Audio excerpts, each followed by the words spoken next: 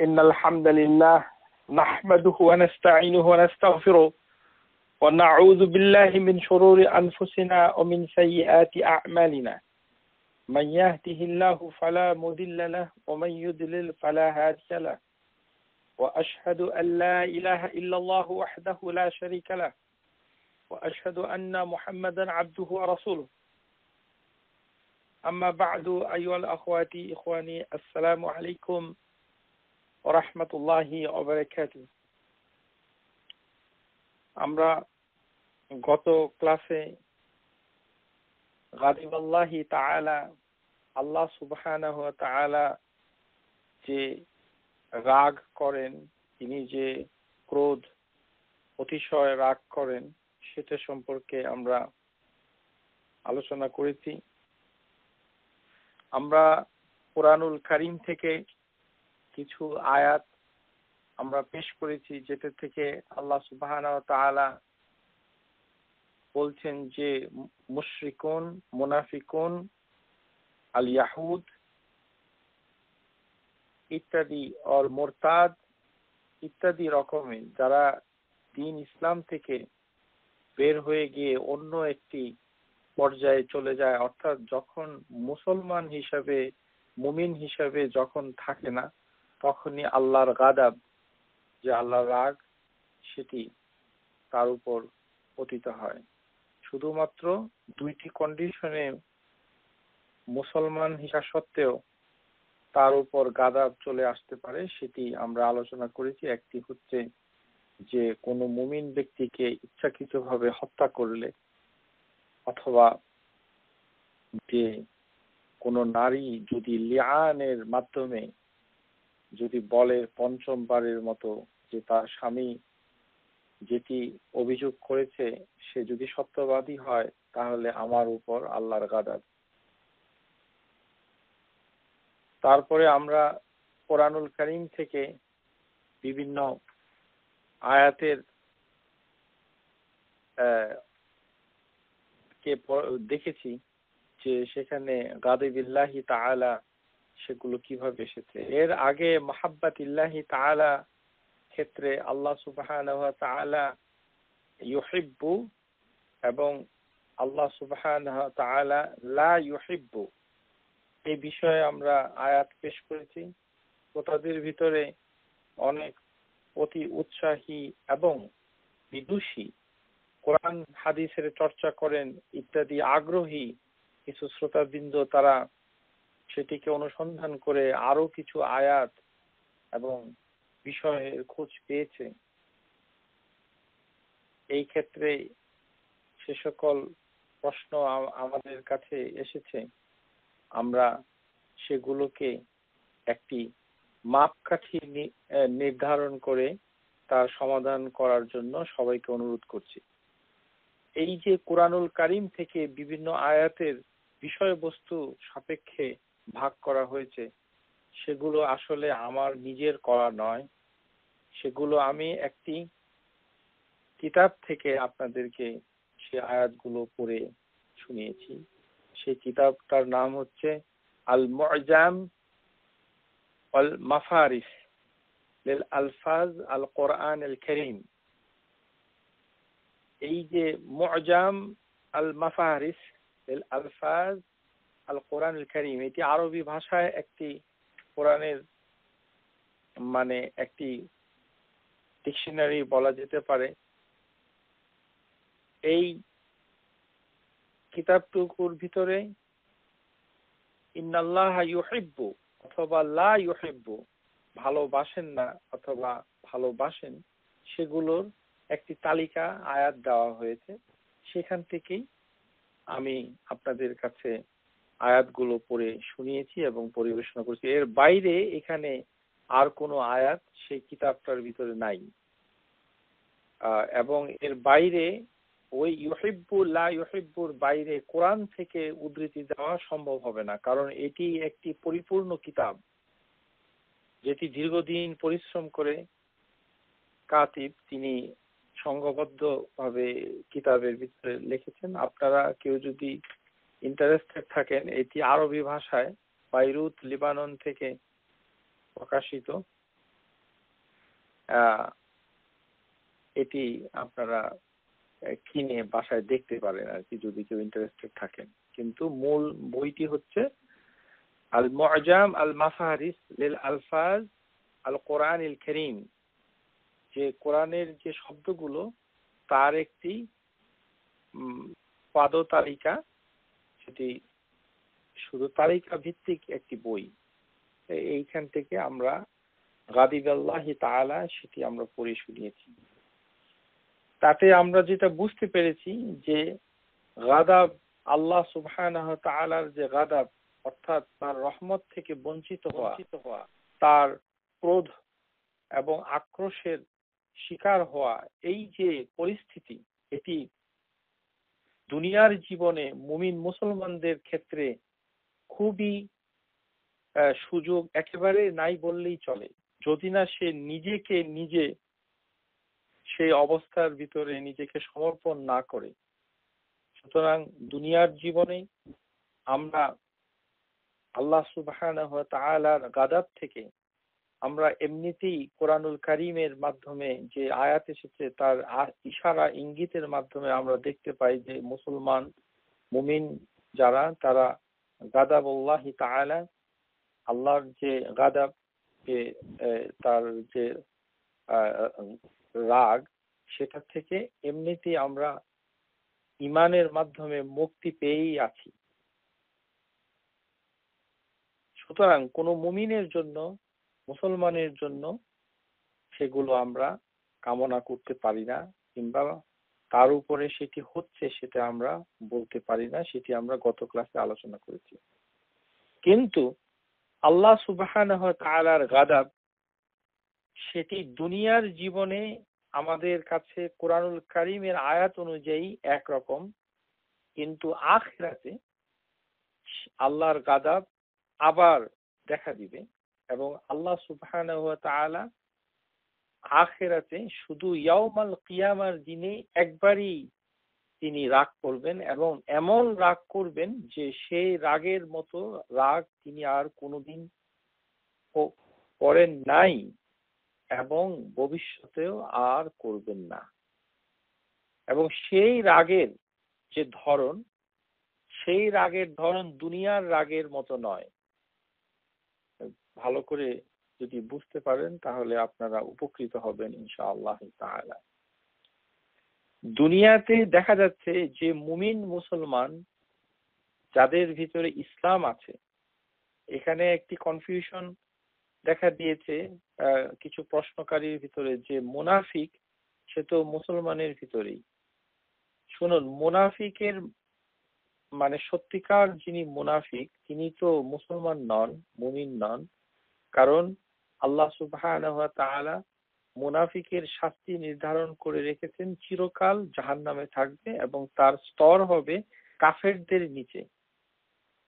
যেখানে আমরা কোনো মুসলমানকে কাফের বলতে পারি না, সেখানে কাফেরদের থেকেও জঘন্য শাস্তির যার প্রাপ্য, যিনি ইসলাম থেকে বহু দূরে চলে গিয়ে তা নিজের জন্য চিরকাল আসফালান নার, যে দোজকের সর্বনিম্ন স্থানটুকুকে যিনি মানে নিয়ে নিয়েছেন তার কর্মফলের মাধ্যমে, সে হচ্ছে মুনাফিক। তো যেখানে আমরা একটা মুসলমান মানুষকে মানে কাফের বলতে পারছি না, সেখানে আমরা কাউকে মুনাফিক বলবো কিভাবে? এটি সম্ভব না। সুতরাং নিফাক এটি অন্তরের মাধ্যমে আল্লাহ সুবহানাহু ওয়া তাআলা জানেন যে কে মুসলমানদের ভিতরে মুনাফিক ইতিমধ্যে হয়েছে। সুতরাং তাকে যেহেতু চিহ্নিত করা যায় না, তাকে যেহেতু কোনো মুনাফিক নামে আমরা ডাকতে পারছি না, ওই কারণে আমরা বলেছি টেকনিক্যালি, কৌশলগতভাবে, যে এখন মুনাফিক নাই। আছে কি নাই সেটি আল্লাহই ভালো জানেন, সেগুলো আমরা জানি না। আমাদের কথা হলো সেটি থাকলেই বা কি, আর না থাকলে কি, আমরা তো কাউকে চিহ্নিত করতে পারছি না। সুতরাং যেটা আমরা চিহ্নিত করতে পারছি না সেটা নিয়ে কথা বলে কোনো লাভ নেই। আমাদেরকে জানতে হবে যে প্রকাশ্যে মুসলমান থেকে বের হয়ে যে যায় তাকে মুরতাদ বলা হয়, এবং তার উপরে আল্লাহ সুবহানাহু ওয়া তাআলার গাদাব, সেটি কোরআনের আয়াত রয়েছে। আর অবিশ্বাসীর ভিতরে মুশরিকিন এবং অন্যান্য ধর্মের কথা আমরা আলোচনা করেছি। কিন্তু আল্লাহ সুবহানাহু ওয়া তাআলা কিয়ামতের দিন যে রাগ করবেন সেটি কিন্তু দুনিয়ার রাগের মতো নয়। কারণ দুনিয়ার রাগ হচ্ছে আল্লাহ সুবহানাহু ওয়া তাআলার রহমত থেকে বঞ্চিত হওয়া, তার কোনো ধরনের বারাকাত, কোনো ধরনের ফাদিলাত, কোনো ধরনের রাহমা, কোনো কিছুতে আল্লাহ সুবহানাহু ওয়া তাআলার কোনো মানে সান্নিধ্যের ফসল সেটি দুনিয়া থেকে যে বঞ্চিত হন, সেটাই হচ্ছে আল্লাহর গাদাব। এর সত্যিকার প্রকৃতি এবং কি ধরনের সেটি আল্লাহই ভালো জানেন। কারণ আল্লাহ সুবহানাহু ওয়া তাআলা সম্পর্কিত জ্ঞান সবচেয়ে বেশি আল্লাহ সুবহানাহু ওয়া তাআলা ভালো জানেন। আর তারপরে যিনি জানেন তিনি হচ্ছে রাসূলুল্লাহ সাল্লাল্লাহু আলাইহি ওয়াসাল্লাম। আর আমরা সেই দুইটি সোর্স থেকে, কোরআন এবং সুন্নাহ থেকে জ্ঞান নিচ্ছি, এর বাইরে আমরা কিছু জানি না। আমরা যেটা দেখতে পাচ্ছি সেটি হচ্ছে আল কিয়ামা, যে কিয়ামতের দিন, যে দিনটি কি কে বলা হবে আল কিয়ামা। হাদিসে এসেছে, সহিহ মুসলিমের ভিতরে হাদিস নাম্বার 480, আবু হুরায়রার হাদিস, যেখানে বলা হয়েছে ইয়াজমা আল্লাহু তাআলা ইয়াউমাল কিয়ামাল আউয়ালিন ওয়াল আখিরিন ফি সাঈদিন ওয়া ওয়াহিদ, যে আল্লাহ সুবহানাহু ওয়া তাআলা সমস্ত মানুষকে, প্রথম থেকে শেষ পর্যন্ত সমস্ত মানুষকে সেই কিয়ামতের দিন জড়ো করবেন একটি ময়দানের ভিতরে। আর সেদিন আল্লাহ সুবহানাহু ওয়া তাআলা রাগ করবেন। সেই রাগটুকু আল্লাহ সুবহানাহু ওয়া তাআলা কাউকে উদ্দেশ্য করে করবেন না, এটি আমাদের জানতে হবে। কিন্তু আল্লাহর যে রাগ, সেই রাগটুকুকে বুঝতে পারবে সবাই। এটি হচ্ছে সেই রাগের ধরন এবং প্রকৃতি, হচ্ছে যে রাগটি হবে অত্যন্ত ভয়ঙ্কর এবং ভীষণ।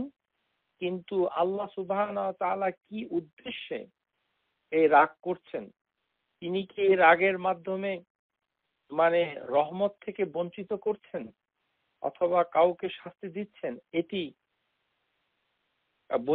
বোঝা যায় না, হ্যাঁ, বুঝতে পারা যায় না। কিন্তু আমরা জেনে থাকি যে এই ধরনের রাগ আল্লাহ সুবহানাহু ওয়া তাআলা করবেন। হাদিসের ভিতরে এসেছে, সেই কিয়ামতের দিনে মানুষ যখন আদম আলাইহিস সালামের কাছে যাবে, মানে যেন আদম আলাইহিস সালামকে মানুষ গিয়ে বলবে, আলা তানজুরুনা মান ইয়াশফাউ লাকুম ইয়ানি ইলা রাব্বিকুম ফায়াকুলু বা'দুন নাস লিবা'দিন, মানুষ আদমের কাছে গিয়ে যাবে যে সে যেন আল্লাহর কাছে সুপারিশ করে বিচার যেন শুরু হয়। ফায়াতুনা আদম আলাইহিস সালাম ফায়াকুলুন, আপনারা এই হাদিসটা জানেন, আমি এটা বিস্তারিত পড়তে চাচ্ছি না আপনাদের বিরক্তির জন্য। শুধু একটা কথাই বলতে চাই যে হাদিসটি দীর্ঘ, সেখানে আদম থেকে শুরু করে মানে একে একে বিশিষ্ট নবীদের কাছে আল্লাহ সুবহানাহু ওয়া তাআলা যে সকল নবী রাসূল পাঠিয়েছিলেন, সেই ধরনের রাসূল এবং নবীদের কাছে মানুষ যাবে। হ্যাঁ, তখন প্রত্যেকটি মানে মানুষ তখন আদমের প্রশংসা করবে, ইয়া আদামু আনতা আবুল বাশর, তুমি মানুষের পিতা, খালাকাল্লাহি বিয়াদিহি, আল্লাহ তোমাকে নিজের হাতে তৈরি করেছেন, ও নাফাখা ফিকা মিন রূহি, আল্লাহ সুবহানাহু ওয়া তাআলা তোমার রূহু, তোমারকে ফুঁকে দিয়েছেন আল্লাহ সুবহানাহু ওয়া তাআলা নিজে। ওয়া আমারাল মালাইকাতু ফাসাজাদু লাক, এবং আল্লাহ ফেরেশতাদেরকে হুকুম করেছেন যেন তোমাকে সিজদা করে। সুতরাং তুমি আল্লাহর কাছে গিয়ে শাফা করো, সুপারিশ করো। তখন আদম সে অপারগতা প্রকাশ করবে। এই যে অপারগতা প্রকাশ করবে, সেই অপারগতার ভাষা প্রত্যেক নবীর জন্য একই রকম, একই ভাষায় তারা বলবে, আলা তারা ইলা মা নাহনু ফি, তোমরা কি দেখতে পাচ্ছ না কি অবস্থা হয়েছে, আলা তারা ইলা মা কাদ বালাগনা, কি অবস্থায় আমরা পড়েছি। ফায়াকুলু আদম ইন্না রাব্বি গাদাবিল ইয়াউমা গাদাবান, যে নিশ্চয়ই আমার রব আজকে কিয়ামতের দিনে অত্যন্ত রাগ করেছেন। গাদিবাল ইয়াউমা গাদাবান লাম ইয়াগদাব ক্বাবলাহু মিসলাহু, তিনি ইতিপূর্বে এমন রাগ আর করেন নাই। ওয়ালান ইয়াগদাবা বা'দাহু মিসলাহু, আর তিনি আর কোনোদিনও এরকম ভাবে রাগ করবেন না। আমরা সহিহ হাদিসের মাধ্যমে জানতে পারি যে ইয়াউমুল কিয়ামা এর শেষ পর্যায়ে এসে যখন জান্নাতে আল্লাহ সুবহানাহু ওয়া তাআলা মুমিন মুসলমানদেরকে প্রবেশ করাবেন, তখন আল্লাহ সুবহানাহু ওয়া তাআলা মুমিনদের কাছে বলবেন যে আজ থেকে আমি আর তোমাদের উপর রাগ করব না। সেটি আল্লাহ সুবহানাহু ওয়া তাআলা বলবেন। এই হাদিসের ভিতরে তারই ইশারা রয়েছে, ইন্না রাব্বি গাদিবাল ইয়াউমা গাদাবান লাম ইয়াগদাব ক্বাবলাহু মিসলাহু ওয়ালান ইয়াগদাব বা'দাহু মিসলাহু, যে আল্লাহ সুবহানাহু ওয়া তাআলা এই ইয়াউমুল কিয়ামার পূর্বে এত রাগ আর করেন নাই, আর ইয়াউমুল কিয়ামা দিনটি কি শেষ হয়ে গেলে তিনি আর এরকম রাগ আর কখনো করবেন না।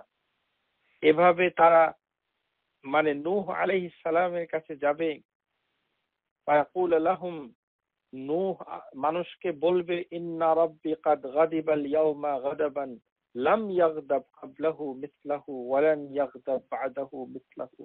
একই ভাষায় সে বলবে যে আমার প্রভু আজকে খুব রাগ করে এসেছেন, তিনি এমন রাগ করেছেন যে আর কোনোদিন এরকম রাগ করেন নাই এবং ভবিষ্যতে আর তিনি রাগ করবেন না।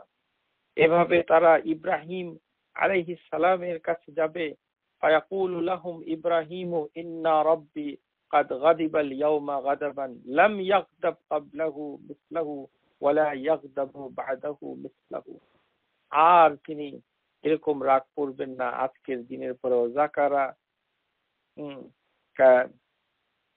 কাযাবাতি নাফসি নাফসি, ইব্রাহিম আলাইহিস সালাম থেকে মানে মানে আল্লাহ সুবহানাহু ওয়া তাআলা এই কথাটাই বলবে, সমস্ত নবীরা বলবে নাফসি নাফসি।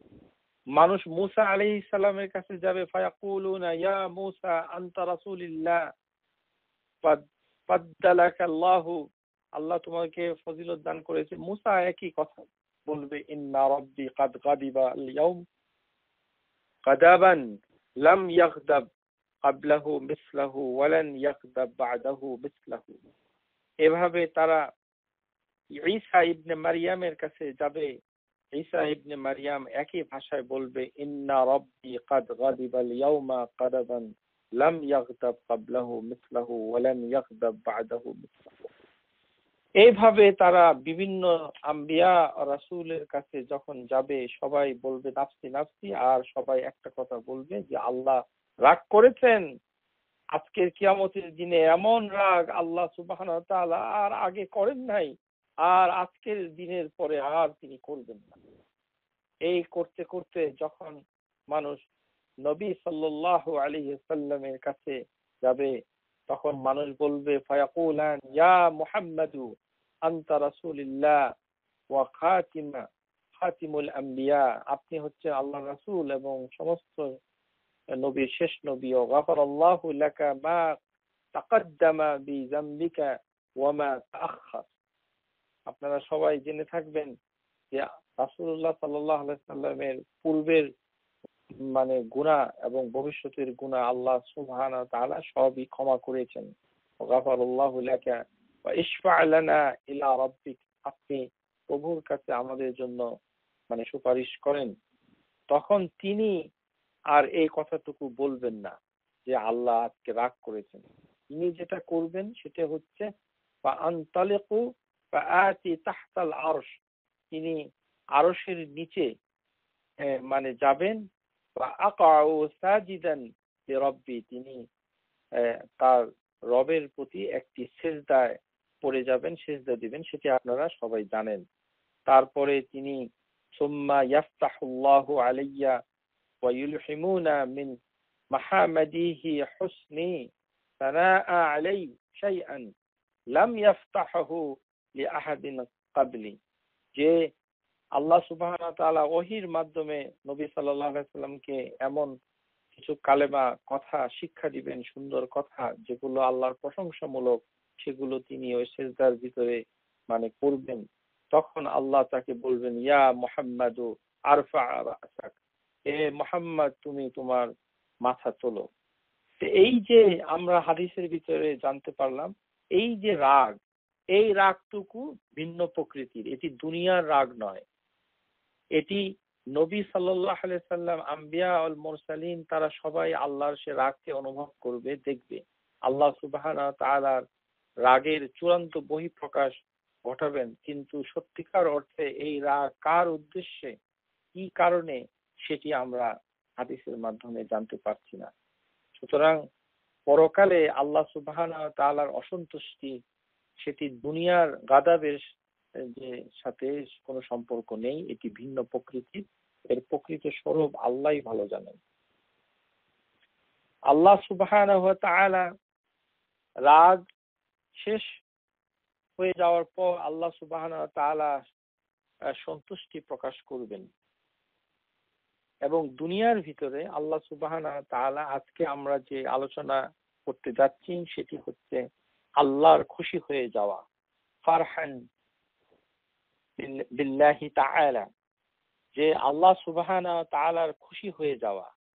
আল্লাহ সুবহানাহু ওয়া তাআলা অত্যন্ত খুশি হন, এবং সেই খুশি হওয়ার একটাই কারণ, এবং কিভাবে আল্লাহ খুশি হয়ে যান সেটাকে হাদিসের ভাষায় ফারহান বলা হয়েছে, যে অতি খুশি, অত্যন্ত খুশি, ঝলমলে খুশি, যে খুশি বাদ ভাঙা আনন্দের খুশি, সেই ধরনের খুশি আল্লাহ সুবহানাহু ওয়া তাআলা হয়ে যান। ঠিক কখন হয়ে যান সেই কথাটুকু হাদিসের ভিতরে এসেছে, আন আবি হুরায়রা আন্না রাসূলুল্লাহি সাল্লাল্লাহু আলাইহি ওয়াসাল্লাম আন্নাহু ক্বাল ক্বাল আল্লাহু আযজা ওয়া জাল্লা আনা ইনদা যান্নি আবদি বি, যে হাদিসে কুদসির ভিতরে এসেছে যে আমার বান্দা আমার সম্পর্কে যে চিন্তা করে আমি তার মতোই। এটা অত্যন্ত গুরুত্বপূর্ণ। আনা ইনদা যান্নি আবদি বি। আমাদের হসপিটালে যদি অসুস্থ কেউ থাকে, তখন আমরা যদি ধারণা করি যে আল্লাহ আমাকে শাস্তি দিচ্ছেন, আর কোনো লোক পেল না, আমাকে আল্লাহ অপছন্দ করেন, আপনি যদি আল্লাহ সম্পর্কে এই ধরনের ধারণা করেন, তাহলে আল্লাহ আপনার জন্য আপনার ধারণা অনুযায়ী কাজ করছে, কারণ আপনি আল্লাহ সম্পর্কে মন্দ ধারণা করেন। সুতরাং যেভাবে আল্লাহর বান্দা আল্লাহ সম্পর্কে ধারণা করে, আল্লাহ সুবহানাহু ওয়া তাআলা সেই বান্দার জন্য সেরকম। যেমন কোনো মানুষ যদি মনে করে আল্লাহ আমার উপরে আর রহম করেনি, আমাকে শাস্তি দিচ্ছে, তাহলে আপনাকে বুঝতে হবে আল্লাহ শাস্তি দিচ্ছে, কোনো রহম করছে না। আনা ইনদা যান্নি আবদি বি ওয়া আনা মাআহু হাইসু ইয়াযকুরুনি, এবং আমি তার সাথে যে কোনো জায়গায় থাকি যখন সে আমাকে স্মরণ করে। ওয়াল্লাহি আল্লাহু আফরাহু বি তাওবাতি আবদি মিন আহাদিকুম ইয়াজিদু দাল্লাতাহু বিল ফালাহ, যে আল্লাহর কসম, আল্লাহ সুবহানাহু ওয়া তাআলা সবচেয়ে বেশি খুশি হন, খুশিতে আল্লাহ সুবহানাহু ওয়া তাআলা ফেটে পড়েন যখন তার বান্দা তার কাছে তাওবা করে। এমন খুশি হন, হাদিসের ভিতরে তার একটা দৃষ্টান্ত বারবার এসেছে, সেটি হচ্ছে দাল্লাতাহু বিল ফালাহ। ফালা মানে হচ্ছে একটি উন্মুক্ত মরুভূমি, যেখানে মানুষ যদি হারিয়ে যায়, কোনো কিছু যদি হারিয়ে যায়, তখন সে যদি ফিরে পায়, সে যেরকম খুশি হয়, আল্লাহ সুবহানাহু ওয়া তাআলা তার থেকে বেশি খুশি হন। ওমান তাকাররাবা ইলাইয়া শিবরান তাকাররাবতু ইলাইহি যিরাআন, যদি কেউ আল্লাহর দিকে এক জিগত নিকটবর্তী হয়, আল্লাহ সুবহানাহু ওয়া তাআলা তার দিকে এক হাত নিকটবর্তী হন। ওমান তাকাররাবা ইলাইয়া যিরাআন তাকাররাবা ইলাইয়া বাআন, যদি সে এক হাত নিকটবর্তী হয় আল্লাহর কাছে, আল্লাহ সুবহানাহু ওয়া তাআলা এক বাহু পরিমাণ নিকটবর্তী হন। ওয়া ইযা আকবালা ইলাইয়া ইয়ামশি আকবালতু ইলাইহিল ওয়াহারবিলু ওয়াহারবিলু, যে কেউ যদি আল্লাহ সুবহানাহু ওয়া তাআলার দিকে হেঁটে আসে তাহলে আল্লাহ সুবহানাহু ওয়া তাআলা তার দিকে দৌড়িয়ে যান। তাহলে হাদিসের ভিতরে জানতে পারছি যে একটি মাত্র কর্মকাণ্ড আমরা করতে পারি, সেটি হচ্ছে তাওবা। এই তাওবা করলে আল্লাহ সুবহানাহু ওয়া তাআলা, হাদিসে এসেছে ক্বালা রাসূলুল্লাহি আল্লাহু আশাদ্দু ফারাহান বিতাওবাতি আহাদিকুম মিন আহাদিকুম বিদাল্লাতিহি ইযা ওয়াজাদাহা, যে মানুষের যে উট হারিয়ে যায় যদি মরুভূমিতে, তাহলে সে উটকে মানুষ যদি খুঁজে পায় তাহলে যে খুশি হয়, তার থেকে আল্লাহ সুবহানাহু ওয়া তাআলা অনেক বেশি খুশি হন আল্লাহর বান্দা যদি আল্লাহর কাছে তাওবা করে। আল্লাহু আশাদ্দু ফারাহান বিতাওবাতি আহাদিকুম। তো এইভাবে আজকে যে আমরা আলোচনা করছি সেটি হচ্ছে ফারাহান বিল্লাহি তাআলা। আল্লাহু আশাদ্দু ফারাহান বিতাওবাতি আবদিল মুমিন মিন রাজুলিন ফিল আরদি তাববিতাহু মাহলিকাতি। এরকম অনেক উদাহরণ আল্লাহ সুবহানাহু ওয়া তাআলা মানে তার বান্দা থেকে মানে নবী সাল্লাল্লাহু আলাইহি সাল্লামের মাধ্যমে আমাদের কাছে পৌঁছিয়েছেন। এর অধিকাংশ উদাহরণই হচ্ছে যে মরুভূমির ভিতরে একটি মানুষ তার মাল সামানা সহ উট হারিয়ে গেছে, সে একাকী পড়ে এসেছে, তার কোনো সম্পদ নাই, উটও নাই, সে ঘুমিয়েছিল, ঘুম থেকে উঠে দেখেছে কোনো কিছুই তার কাছে নাই, সে অসহায় হয়ে পড়ে গেছে। এই ধরনের এক ব্যক্তি যদি ঘুম থেকে উঠে দেখে যে তার উটটা মানে তার সম্পদ সহ একটি গাছের নিচে বাঁধা আছে, তাহলে সে আনন্দে আত্মহারা হয়ে যাবে। আল্লাহু আশাদ্দু ফারহান বিতাওবাতি আবদিল মুমিন, মুমিনের তাওবাতে আল্লাহ সুবহানাহু ওয়া তাআলা এর থেকে বেশি খুশি হন। এই ধরনের দৃষ্টান্ত আমরা বেশি অনুধাবন করতে পারবো না, কারণ আমরা মরুভূমিতে বসবাস করি নাই, বাংলাদেশে কোনো মরুভূমি নাই। আর মরুভূমিতে একটি উট হারিয়ে গেলে বিরান মরুভূমিতে কি ধরনের সমস্যা হয় সেটি সম্পর্কে আমাদের কোনো বাস্তব অভিজ্ঞতা নাই। আমরা শুধু এতটুকু কল্পনা করতে পারি যে আপনি যদি একটি কোনো দূর দেশে অচেনা রাস্তায় আপনার যদি গাড়ি চুরি হয়ে যায়, আপনার পকেটের যদি মানি ওয়ালেট চুরি হয়ে যায়, আপনি যদি টেলিফোন আপনার কাছে না থাকে, সেটিও যদি চার্জ না থাকে, কাউকে শুধু কল করতে না পারেন, কোনো গাড়ি নাই, টাকা নাই, আশেপাশে কোনো দোকান নাই, কিছুক্ষণ পরে সন্ধ্যা হয়ে যাবে, এরকম বিজন মানে রাস্তার ভিতরে আপনি যদি উত্তর আমেরিকায় পড়ে থাকেন, হ্যাঁ, আশেপাশে এখন মানে কোথাও নিরাপদ কোনো আশ্রয় নাই, সে ধরনের মানে অসহায় অবস্থায় আপনি যদি পড়ে যান, তাহলে কিছুটা হলেও সেই অনুভব হয়তো আপনার ভিতরে কাজ করবে। ঠিক সেই মুহূর্তে আপনি যদি আপনার জন্য একটি গাড়ি হঠাৎ করে কেউ দিয়ে দেয় অথবা আপনার গাড়িটা আবার স্টার্ট নেয়, ঠিক সেই মুহূর্তে আপনার ওয়ালেটটা যদি পাওয়া যায়, সেই মুহূর্তে যদি আপনার সেলফোনটা চার্জ হয়ে যায়, তাহলে আপনি কি খুশি হবেন।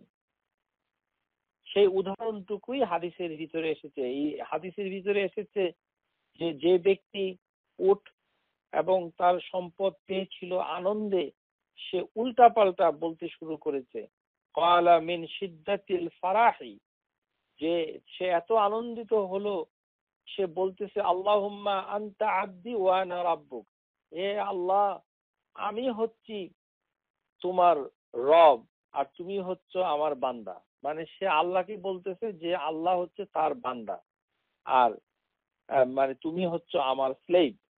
মানে আল্লাহ হচ্ছে তার বান্দা আর সে হচ্ছে আল্লাহর প্রভু, এই কথা বলে ফেলছে। ওয়া আখতা মিন শিদ্দাতিল ফারাহি, যে ফারাহা, যে এত খুশি হয়েছে সে, শিদ্দাতিল ফারাহা, আনন্দের অতিশয্যে সে উল্টা পাল্টা বলতে শুরু করেছে, আল্লাহকে বলতেছে তার বান্দা, আর সে হয়ে গেছে নিজে আল্লাহ। এই ধরনের আনন্দে যখন মানুষের মাথা কাজ করে না, সেই ধরনের আনন্দ আল্লাহ সুবহানাহু ওয়া তাআলা তার থেকেও বেশি আনন্দিত হন যখন আল্লাহর কাছে মানুষ তাওবা করে। এই কারণে আমাদের সবার উচিত তাওবা করা। তাওবা করলেই ফারাহান বিল্লাহি তাআলা সেটি আপনার জন্য প্রযোজ্য হবে। আল্লাহ তখন আনন্দিত হতে থাকেন, আল্লাহ আনন্দে আটখানা হয়ে যান। সুবহানাল্লাহি বিহামদি। এই কারণে আল্লাহ তাওবাকে এত পছন্দ করেন। সমস্ত মানুষ যদি মানে মানে গুনাহ না করতো, আমরা যদি এরকম হাইপোথেটিক্যালি চিন্তা করি যে কোনো মানুষ যদি গুনাহ করা বন্ধ করে দিত এবং গুনাহ করার জন্য তার তাওবা করার কোনো প্রয়োজন যদি থাকতো না, সবাই যদি সৎকর্ম করত, দুনিয়াতে যদি কোনো মানুষ কোনো গুনাহ করতো না, সবাই মুমিন মুসলমান হয়ে যেত, তাহলে আল্লাহ সুবহানাহু ওয়া তাআলা সেটাকে পছন্দ করেন না। এই হাদিসটুকু আবু আইয়ুব তার জানা ছিল, তিনি এই হাদিসটুকু বলেন নাই। তার মৃত্যুর আগে তিনি গোপনে গোপনে যে হাদিসটুকু না বলে কিভাবে উনি মারা যাবেন, সেই আবু আইয়ুব সাহাবী আন্নাহু ক্বাল হিনা হাদারাতুল ওয়াফা, যখন তার মৃত্যু ওই সাহাবীর কাছে চলে আসলো, সে বলল, আমি একটি হাদিস নবী সাল্লাল্লাহু আলাইহি সাল্লামের কাছ থেকে শুনেছি। কুনতু কাতামতু আন্নাকুম শাইআন সামি'তু মিন রাসূলিল্লাহি সাল্লাল্লাহু আলাইহি সাল্লাম। আমি এতদিন একটি হাদিস গোপন করে রেখেছি, যেটি আমি নবীর কাছ থেকে শুনেছি, কোনোদিন কাউকে বলিনি। আজকে তোমাদেরকে বলছি, সামি'তু রাসূলিল্লাহি সাল্লাল্লাহু আলাইহি সাল্লাম লাউলা আন্নাকুম তুজনিবুনা লা খালাকাল্লাহু খালাকান ইউজনিবুন ইয়াগফিরু লাহুম। তোমরা যদি কেউ গুনাহ না করতে, তাহলে আল্লাহ সুবহানাহু ওয়া তাআলা নতুন একটি কাউম সৃষ্টি করত, নতুন একটি জনগোষ্ঠী আল্লাহ তৈরি করত, তারা গুনাহ করত আর আল্লাহর কাছে তওবা করত, আল্লাহ তাদেরকে মাফ করে দিত। সুবহানাল্লাহ। আল্লাহ সুবহানাহু ওয়া তাআলা তওবা করাকে এত পছন্দ করেন। আমরা যদি গুনাহ না করতাম, তাহলে আল্লাহ আমাদেরকে বাদ দিয়ে দিত, যে তোমাদের কোনো দরকার নাই, তোমরা কোনো গুনাহ করো নাই, তোমাদের কোনো প্রয়োজন নাই। আল্লাহ সুবহানাহু ওয়া তাআলা নতুন একটা কাউম তৈরি করত, তারা গুনাহ করত আর আল্লাহ তাদেরকে মাফ করে দিত।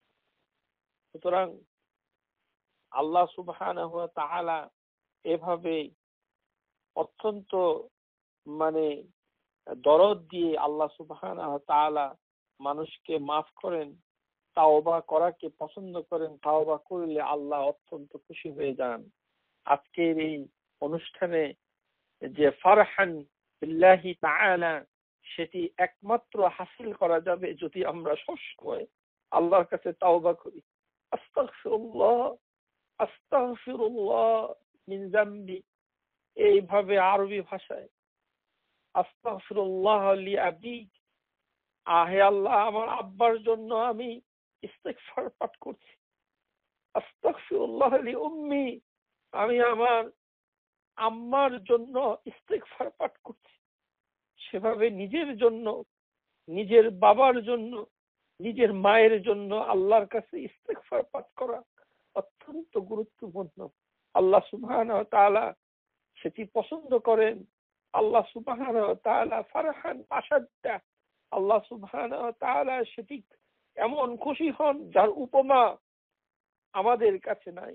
নবী সাল্লাল্লাহু আলাইহি সাল্লাম চেষ্টা করেছেন সেই উপমা দিয়ে আল্লাহর খুশি হওয়াকে বোঝানোর জন্য, কিন্তু আমরা বুঝতে পারছি যে আল্লাহ সুবহানাহু ওয়া তাআলা সেই খুশি এত ব্যাপক যে কোনো উদাহরণ দিয়ে তার তুলনা করা যায় না। বিধায় হাদিসের ভিতরে এসেছে আসাদ্দা ফারহান, মানে অত্যন্ত খুশি। এই প্রসঙ্গে আমরা একটি উদাহরণই দিব, যে উদাহরণটুকু হাদিসের ভিতরে এসেছে, যে আমরা আজকের ক্লাসে অধিকাংশ সময় হাদিসই বলবো, কিন্তু ক্লাসের স্বার্থে আমরা পুরো হাদিসটুকুকেই আপনাদের কাছে পড়ে শোনাবো না, কারণ আজকের আলোচনার বিষয়ে হাদিসগুলো হচ্ছে অত্যন্ত লম্বা। আমরা এখন একটি অত্যন্ত গুরুত্বপূর্ণ হাদিস আপনাদের কাছে তুলে ধরতে চাই।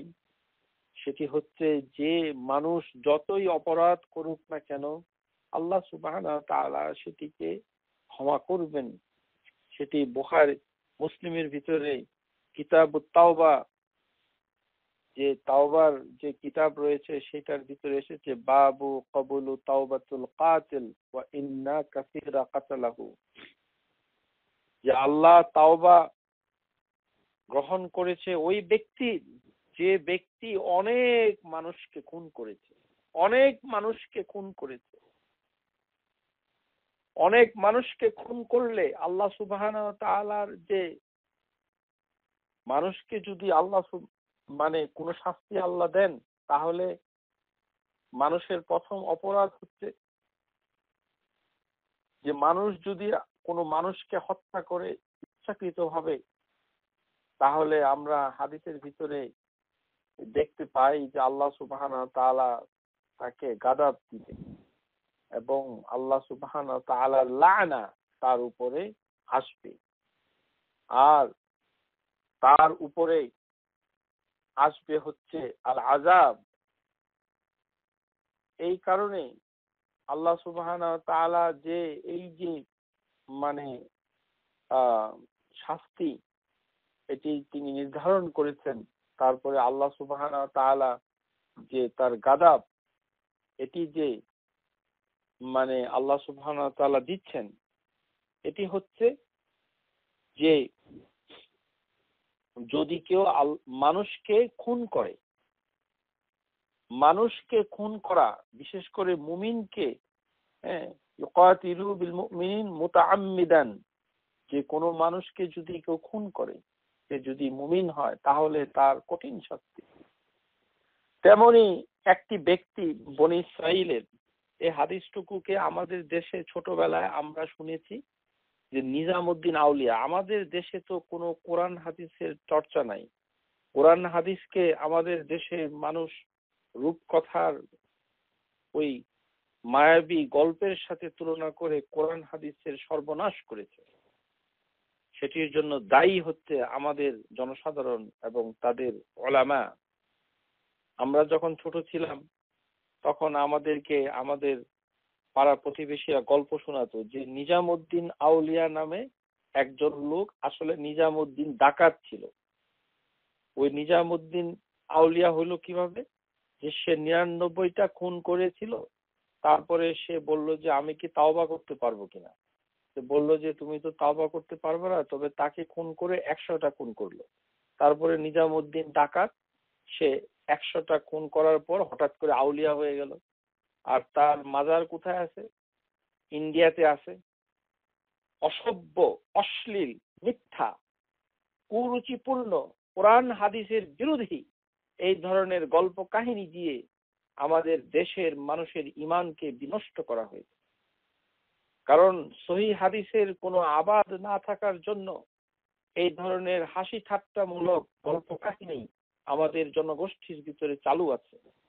আবার বাংলাদেশে যদি আমরা বদনাম করি তাহলে কিছু মানুষ অসন্তুষ্ট হয়।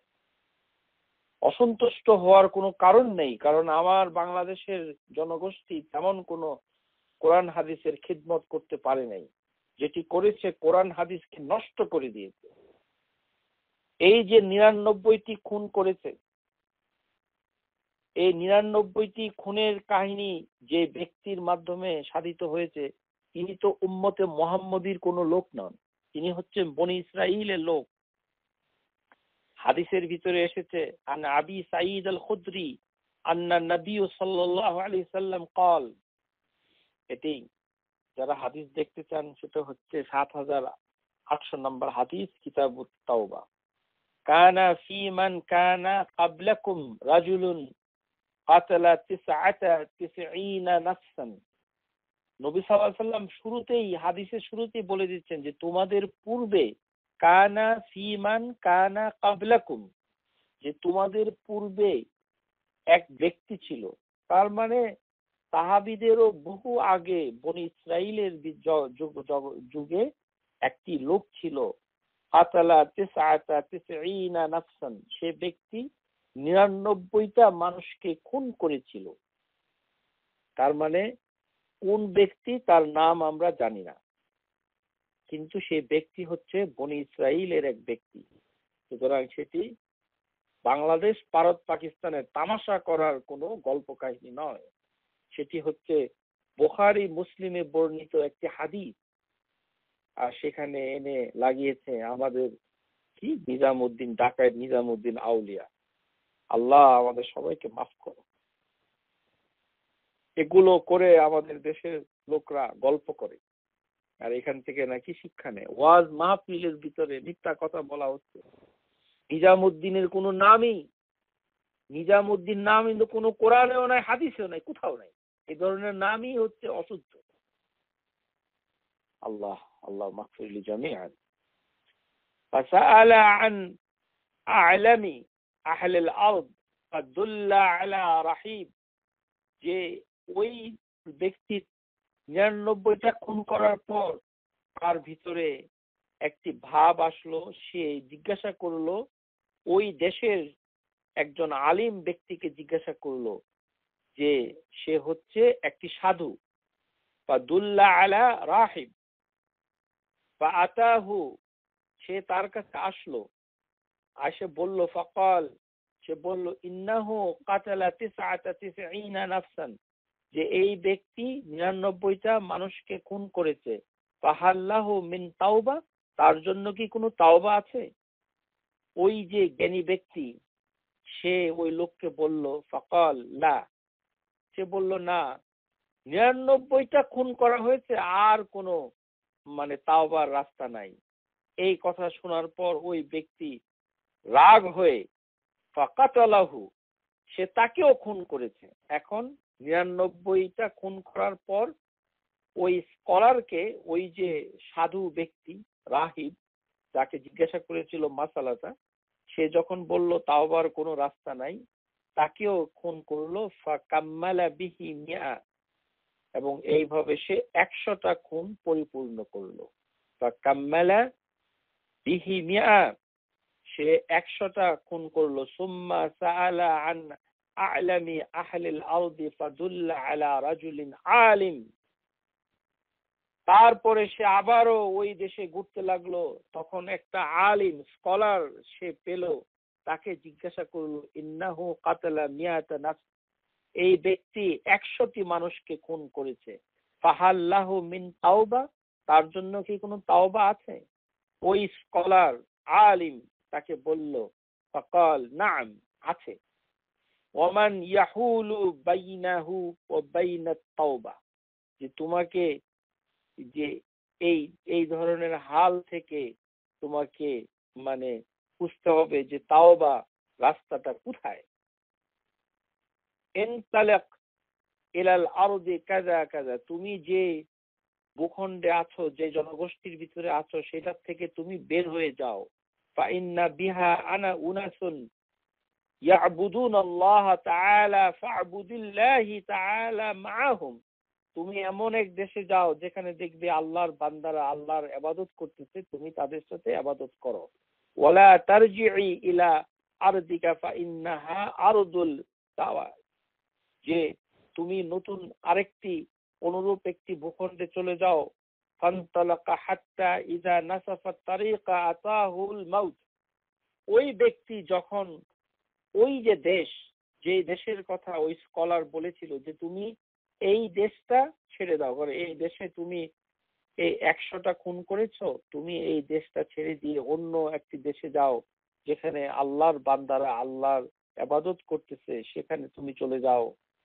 যখন সে ওই স্কলারের কথা শুনে ওই পথের দিকে রওনা দিয়ে দিল, নাসাফাত তারিকা আতাহুল মাউত, অর্ধেক পথ অতিক্রম করে ফেললো, তখনই তার কাছে মৃত্যু চলে আসলো। ফাখতাসামাত বিহি মালাইকাতুর রাহমা ওয়া মালাইকাতুল আযাব, তখন দুইটি ফেরেশতা আসলো, একটি হচ্ছে রহমতের ফেরেশতা, আরেকটি হচ্ছে শাস্তির ফেরেশতা। فقالت ملائكة الرحمة جاء تائبا مقبلا بقلبه إلا الله, যে রহমতের ফেরেশতা বলল যে সে তো আল্লাহর যে জনগোষ্ঠীকে কবুল করেছে, যে সেই মানে দেশে যাওয়ার জন্য সে সুন্দর মনে খালেস নিয়তে সেদিকে রওনা দিয়ে দিয়েছে। ওয়াকালাত মালাইকাতুল আযাব, আর আযাবের ফেরেশতা বলল ইন্নাহু লাম ইয়ামাল খায়রান কাত, সে তো কোনো ভালো কাজ করেনি, সে 100টি মানুষকে খুন করেছে। সেই যুক্তি দেখালো।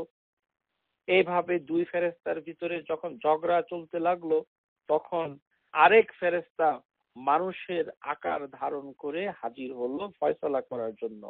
ফাআতাহুম মালাকুন ফি সূরাতিল আদামি, আদম বনি আদমের সুরত ধরে মানে চেহারা ধরে এক ফেরেশতা মানুষ আকার ধারণ করে ফাজআলাহু বাইনাহুম, তাদের ভিতরে এসে বলল ফাকালা কিসু মা বাইনাল আরদাইন, যে তোমরা দুই দেশের কে মাপো, যে কোন দেশ বেশি নিকটবর্তী সেটা তোমরা মাপো। ফা ইলা আইয়াতিহিমা কানা আদনা ফাহুয়া লাহু ফাকাসাহু ফাওয়াজাদাহু আদনা ইলাল আরদি আল্লাতি আরাদা। মানে আপনারা সবাই জানেন যে তখন ফেরেশতারা মাপ দিল। এইভাবে মাপের মাধ্যমে দেখা গেল যে যেই শহরে আল্লাহর বান্দারা ইবাদত করে, যেখানে স্কলার তাকে যেতে বলেছিল তওবা করার জন্য, সেই জায়গাটুকু তার কাছে নিকটবর্তী হয়েছে। হাদিসের মাধ্যমে বিভিন্ন ভাষায় এটা এসেছে, কিন্তু প্রত্যেকটি রিওয়ায়াতের লক্ষ্য একটাই, যে সে নিকটবর্তী হয়েছে সেখানে যেখানে ওই স্কলার তাকে যেতে বলেছিল। অন্য রিওয়ায়াতে এসেছে যে আল্লাহ সুবহানাহু ওয়া তাআলা মাটিকে হুকুম করেছিলেন ফাআওহাল্লাহু তাআলা ইলা হাযিহি তাবাআদি ওয়া ইলা হাযিহি আন্না তাকরিবি ক্বালা কিসা কিসু মা বাইনাহুমা ফাওয়াজাদু ইলা হাযিহিল আকরাবু বিশিবরা ফাগফির লাহু, যে ওই মাটিকে আল্লাহ হুকুম করেছে যেখানে সে যেতে চেয়েছিল যে সেটা তুমি নিকটবর্তী হও। এটিও এক জায়গায়। মোট কথা হচ্ছে যে এই যে আল্লাহ সুবহানাহু ওয়া তাআলা মানে তওবাকে কবুল করেন, যে 99টা খুন করার পর যখন সে তওবার রাস্তা খুঁজে পেল না, তখন ওই ব্যক্তিকেও সে খুন করলো, মানে 100টি খুন করলো, তারপরেও আল্লাহ সুবহানাহু ওয়া তাআলা তাকে ক্ষমা করেছিলেন বলে আমরা এই বনী ইসরাইলের এই হাদিস থেকে জানতে পারি।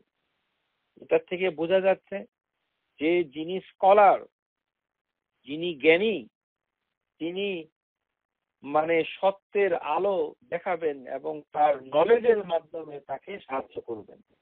প্রথম যে জ্ঞানী ব্যক্তি, তার নলেজ কম ছিল, সে বলেছে যে 99টা খুন করলে আর কোনো তাওবা নাই, তখন তার এই অল্প বিদ্যা তার জন্য মানে তার হত্যার কারণ হয়ে গিয়েছে। সে এর জন্য সে নিজে প্রাণ পর্যন্ত চলে গেছে, তার মানে নিজের ধ্বংস সে ডেকে নিয়ে এসেছে তার জ্ঞান কমের জন্য। এই কারণেই যিনি মানুষকে পরামর্শ দিবেন তার জ্ঞান অত্যন্ত পরিপূর্ণ থাকা চাই। তার উচিত যিনি মানুষকে আশার আলো দেখাবেন, মানুষকে বলবেন যে তার জন্য তওবা রয়েছে।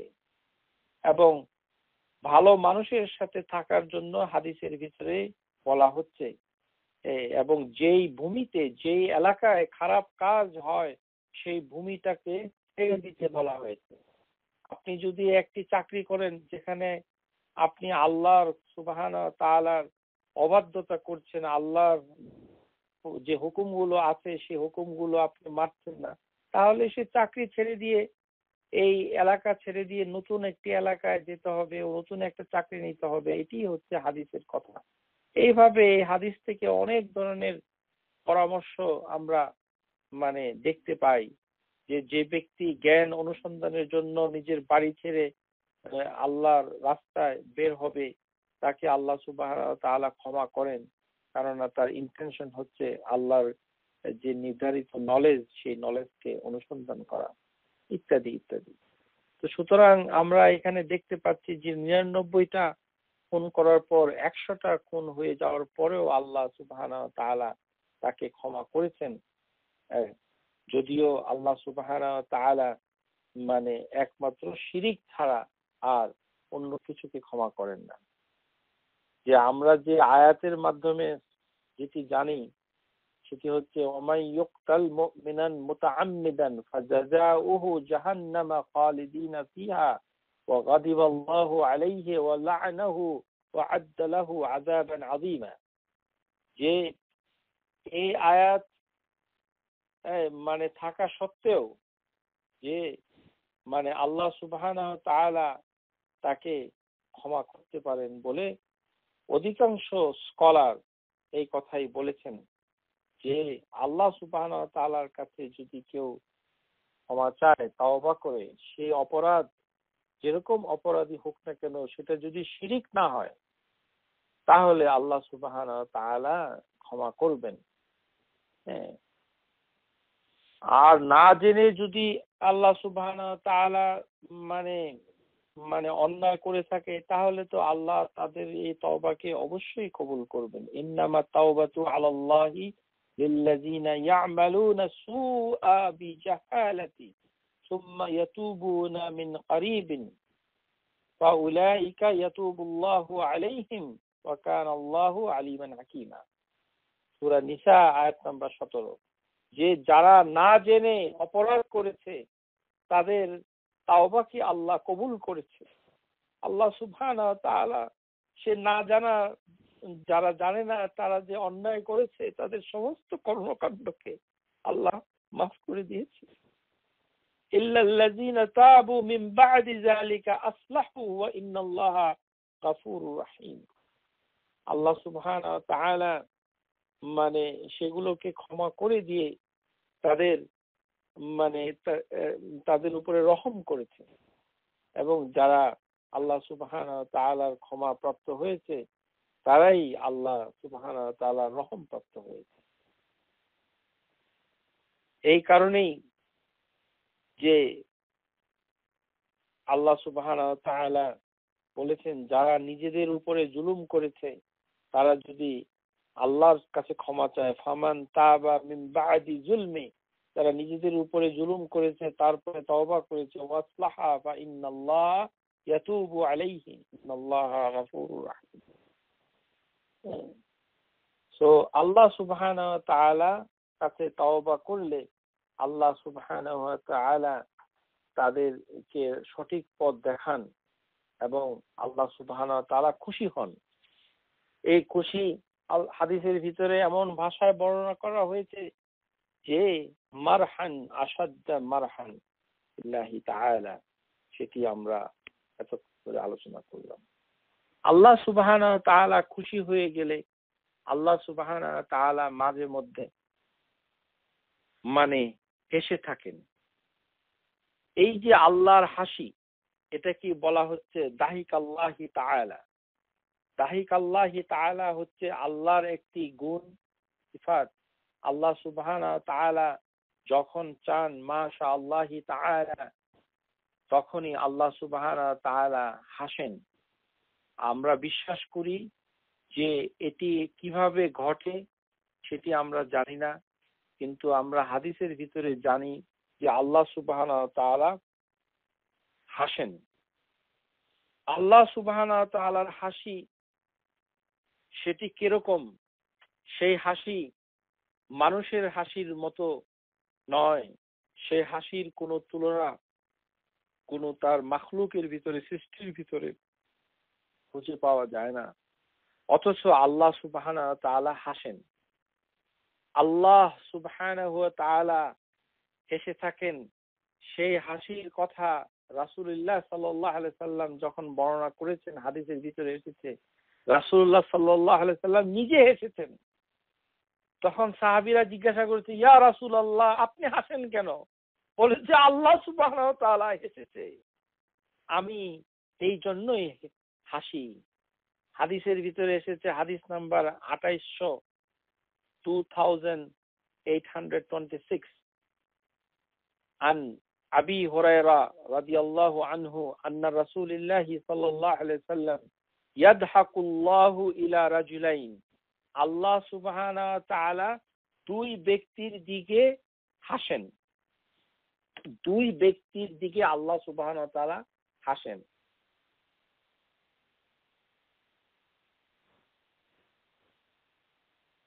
ইয়াকতুলু আহাদুহুমাল আখার, এর প্রথম ব্যক্তি হচ্ছে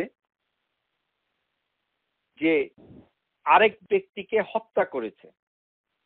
ওয়ায়াদখুলুনাল জান্নাহ ওয়া ইউকাতিলু হাযি ফি সাবিলিল্লাহ ফায়ুকতালু সুম্মা ইয়াতুবুল্লাহু আলা কাতিলি ফায়ুস্তাশহাদু।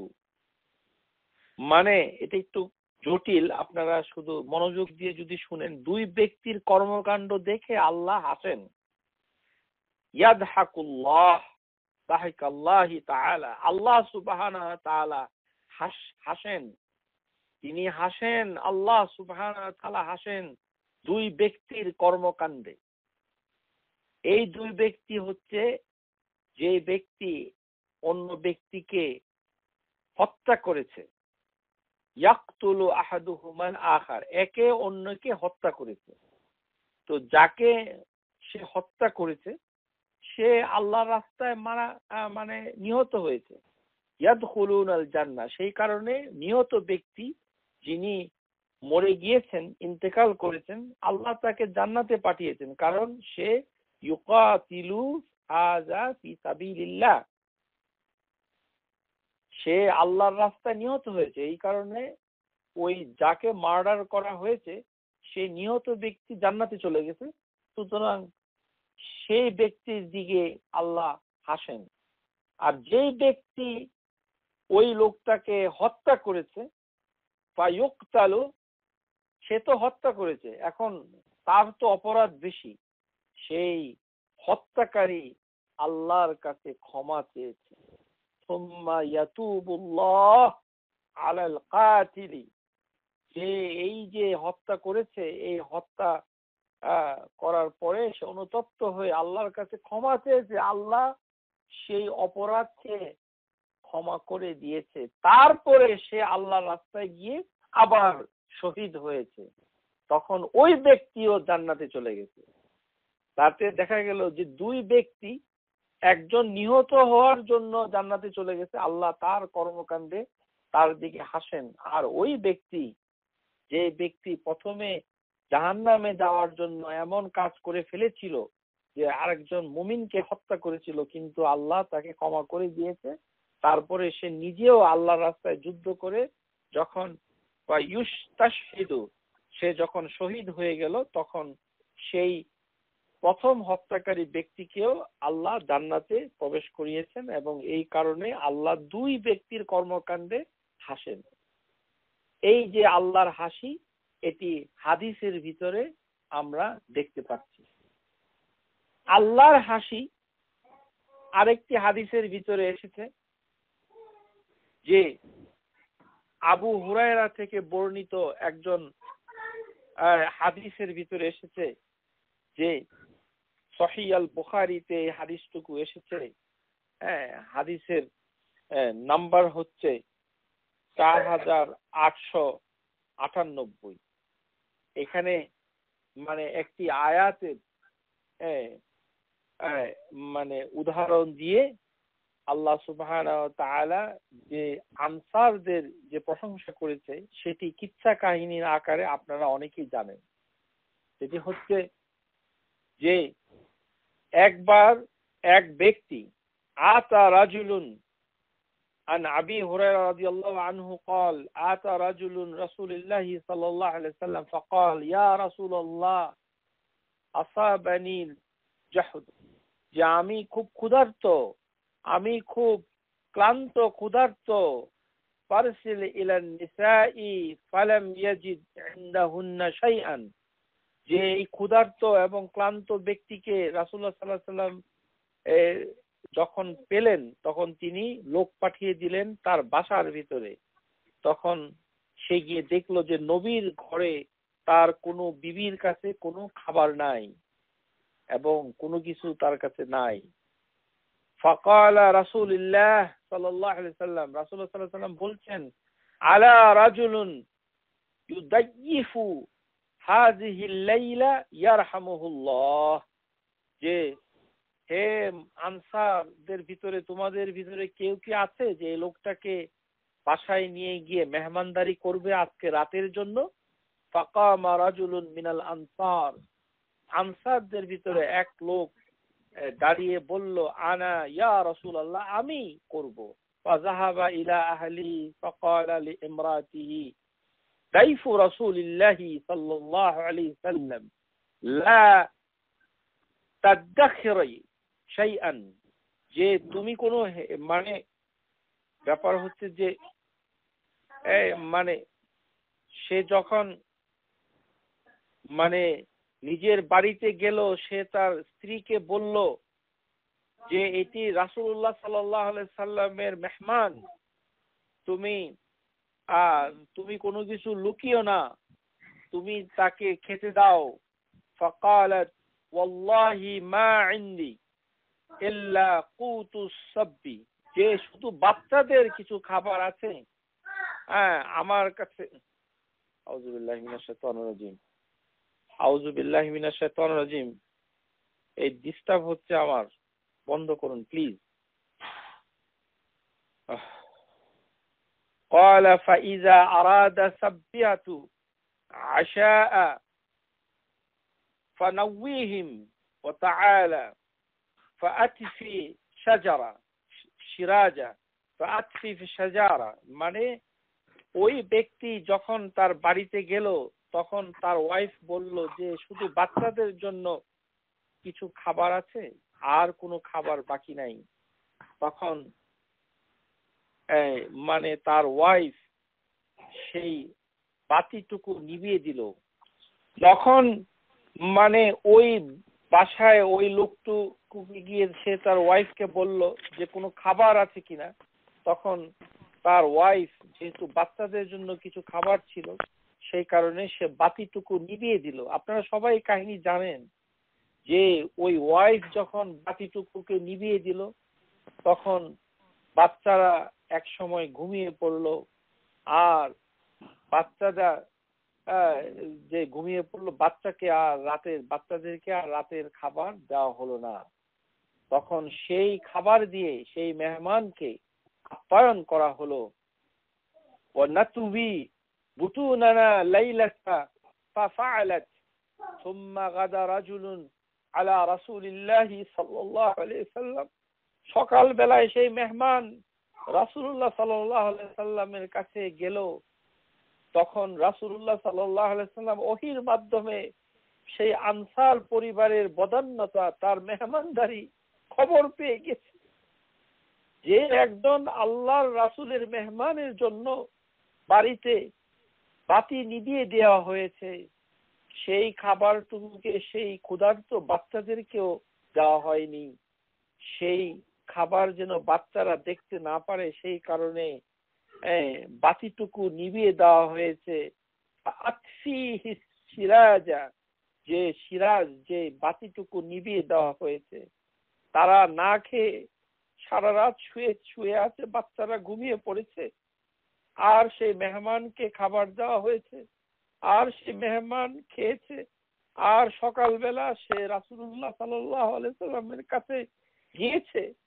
রাসূলুল্লাহ সাল্লাল্লাহু আলাইহি সাল্লাম তার সে বিখ্যাত উক্তি দিয়ে সেই কাহিনীকে বলছে, লাকাদ আজিবাল্লাহু আযজা ওয়া জাল্লা, যে এই ঘটনায় আল্লাহ সুবহানাহু ওয়া তাআলা নিজে অবাক হয়েছেন। সুবহানাল্লাহ, শুধু যে নবী অবাক হয়েছেন তা নয়, আল্লাহ অবাক হয়েছেন। সুবহানাল্লাহ, আল্লাহ সুবহানাহু ওয়া তাআলা বান্দার এই কর্মকাণ্ডে কিভাবে অবাক হন। লাকাদ আজিবাল্লাহু আযজা ওয়া জাল্লা আও দাহিকা মিন ফুলানিন ওয়া ফুলানিন, আর আল্লাহ সুবহানাহু ওয়া তাআলা এসেছেন সেই আনসার লোকের কর্মকাণ্ড দেখে, তার ওয়াইফের কর্মকাণ্ড দেখে আল্লাহ তাদের দিকে হেসেছেন। فأنزل الله عز وجل ويؤرثون على أنفسهم ولو كان بهم خصاصة।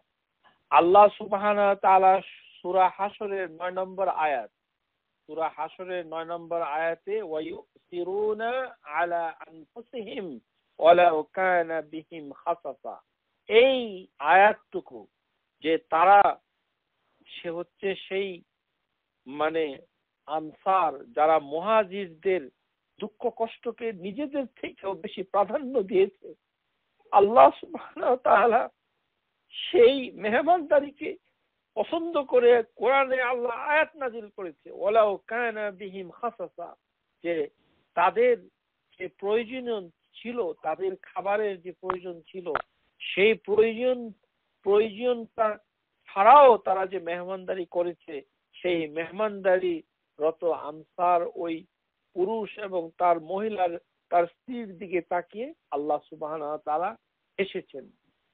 এই হচ্ছে তাহিক আল্লাহি তাআলা, আল্লাহ সুবহানাহু ওয়া তাআলা হাসেন। এই দুইটি হাদিসের মাধ্যমে আল্লাহ সুবহানাহু ওয়া তাআলা প্রমাণ করছেন যে আল্লাহ সুবহানাহু ওয়া তাআলা হাসেন। আরেকটি হাদিস হচ্ছে, এটি অত্যন্ত বড় হাদিস, আমরা সেই হাদিসকে পুরোপুরি পড়ব না। এই হাদিসটুকু হচ্ছে, আমরা সংক্ষেপে সেটার বাংলা নির্যাসটুকু বলতে চাই, যে আল্লাহ সুবহানাহু ওয়া তাআলা যখন সমস্ত বিচার শেষ করবে, আখিরু মিন ইয়াদখুল জান্নাহ রাজুলুন ফাহুয়া ইয়ামশি মাররাতান ইয়াকবু মাররাতান, যে যখন সমস্ত বিচার শেষ হয়ে যাবে, সমস্ত মানুষ জান্নাতে চলে যাবে, সমস্ত মানুষ জাহান্নামে চলে যাবে, তখন একটি লোক আগুন থেকে বের হয়ে আল্লাহ সুবহানাহু ওয়া তাআলার নজরে পড়ে যাবে। সে যখন বের হয়ে আসবে, আল্লাহ সুবহানাহু ওয়া তাআলা তাকে তৌফিক দিবে বের হয়ে আসার, তখন সে একটি গাছের নিচে আশ্রয় নিবে। একটি গাছ তখন দাঁড়িয়ে যাবে, সেটি আল্লাহ সুবহানাহু ওয়া তাআলা জানেন কিভাবে সেটি হবে।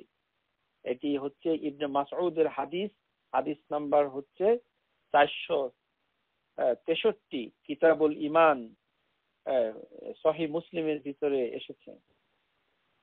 তো আল্লাহ তাবারাকা তাআলা আল্লাযী নাজ্জানি মিনক লাকাদ আতানি আল্লাহু শাইআন মা আতাহু আহাদান মিনাল আউয়ালিন আল আখিরিন, সমস্ত মানুষ জান্নাতে জাহান্নামে চলে যাওয়ার পর ওই ব্যক্তিকে আল্লাহ সুবহানাহু ওয়া তাআলা রক্ষা করবেন, সে আগুন থেকে বের হয়ে আসবে, তখন তাকে একটু শেল্টার দেওয়া হবে, আশ্রয় দেওয়া হবে, তখন তাকে মানে জিজ্ঞাসা করা হবে যে তুমি কি চাও, হ্যাঁ আমি তোমাকে সবকিছু দিব, তুমি আমার কাছে চাও। তখন সে আল্লাহর কাছে বলবে, কারণ সে তো একটি গাছের নিচে ইতিমধ্যেই আশ্রয় নিয়েছে, তো সে বলবে, হে আল্লাহ তুমি আমাকে এই গাছের নিকটবর্তী করেছো, আমি এতে আশ্রয় খুঁজে পেয়েছি, আমি গাছের ছায়া পেয়েছি, আমি মানে গাছের নিচে পানি পান করছি, আর আমি কিছু চাই না। তো তখন আল্লাহ সুবহানাহু ওয়া তাআলা ওই লোকটাকে বলবে, না তুমি কি চাও? সে বলবে যে আমি কিছু চাই না। এইভাবে আল্লাহ সুবহানাহু ওয়া তাআলা কিছুক্ষণ পরে সে চুপ থাকবে, সে আবার আল্লাহ তাকে বলবে যে তুমি কি চাও? তখন সে বলবে, হে আল্লাহ আমাকে জান্নাতের এই দরজার কাছে নিয়ে আসেন। তো তখন আল্লাহ সুবহানাহু ওয়া তাআলা আবার বলবে যে তুমি কি চাও? সে তখন বলবে আমি কিছু চাই না। এই যে আল্লাহ সুবহানাহু ওয়া তাআলার কাছে প্রত্যেকবার সে বলবে যে আমি কিছু চাই না, কিন্তু কিছুক্ষণ পরে নীরব থেকে আবার আল্লাহকে বলবে, আল্লাহ আমাকে জান্নাতের কাছে নিয়ে যাও। তখন আল্লাহ সুবহানাহু ওয়া তাআলা বলবেন যে আদম সন্তান, এই আদম সন্তানের কোনো জিনিস পূরণ হয় না, সে সব সময় খালি চাইতে থাকে। হ্যাঁ, ইউদনিনা মিনহা ফায়াস্তাজিল্লু বিহা জিল্লিহা ওয়া ইয়াশরাবু মিন মাইহা সুম্মা তুরফাউ লাহু শাজারাতুন হিয়া আহসানুল আউলা। আমরা এটা বলেছি যে একটি গাছ তাকে ছায়া দিবে, এভাবে হাদিসের ভিতরে আসছে যে বারবার সে মানে আল্লাহ তাকে জিজ্ঞাসা করবে এবং বারবার সে বলবে যে আমি কিছু চাই না, কিন্তু সে বারবার তার ওয়াদাকে ভঙ্গ করবে।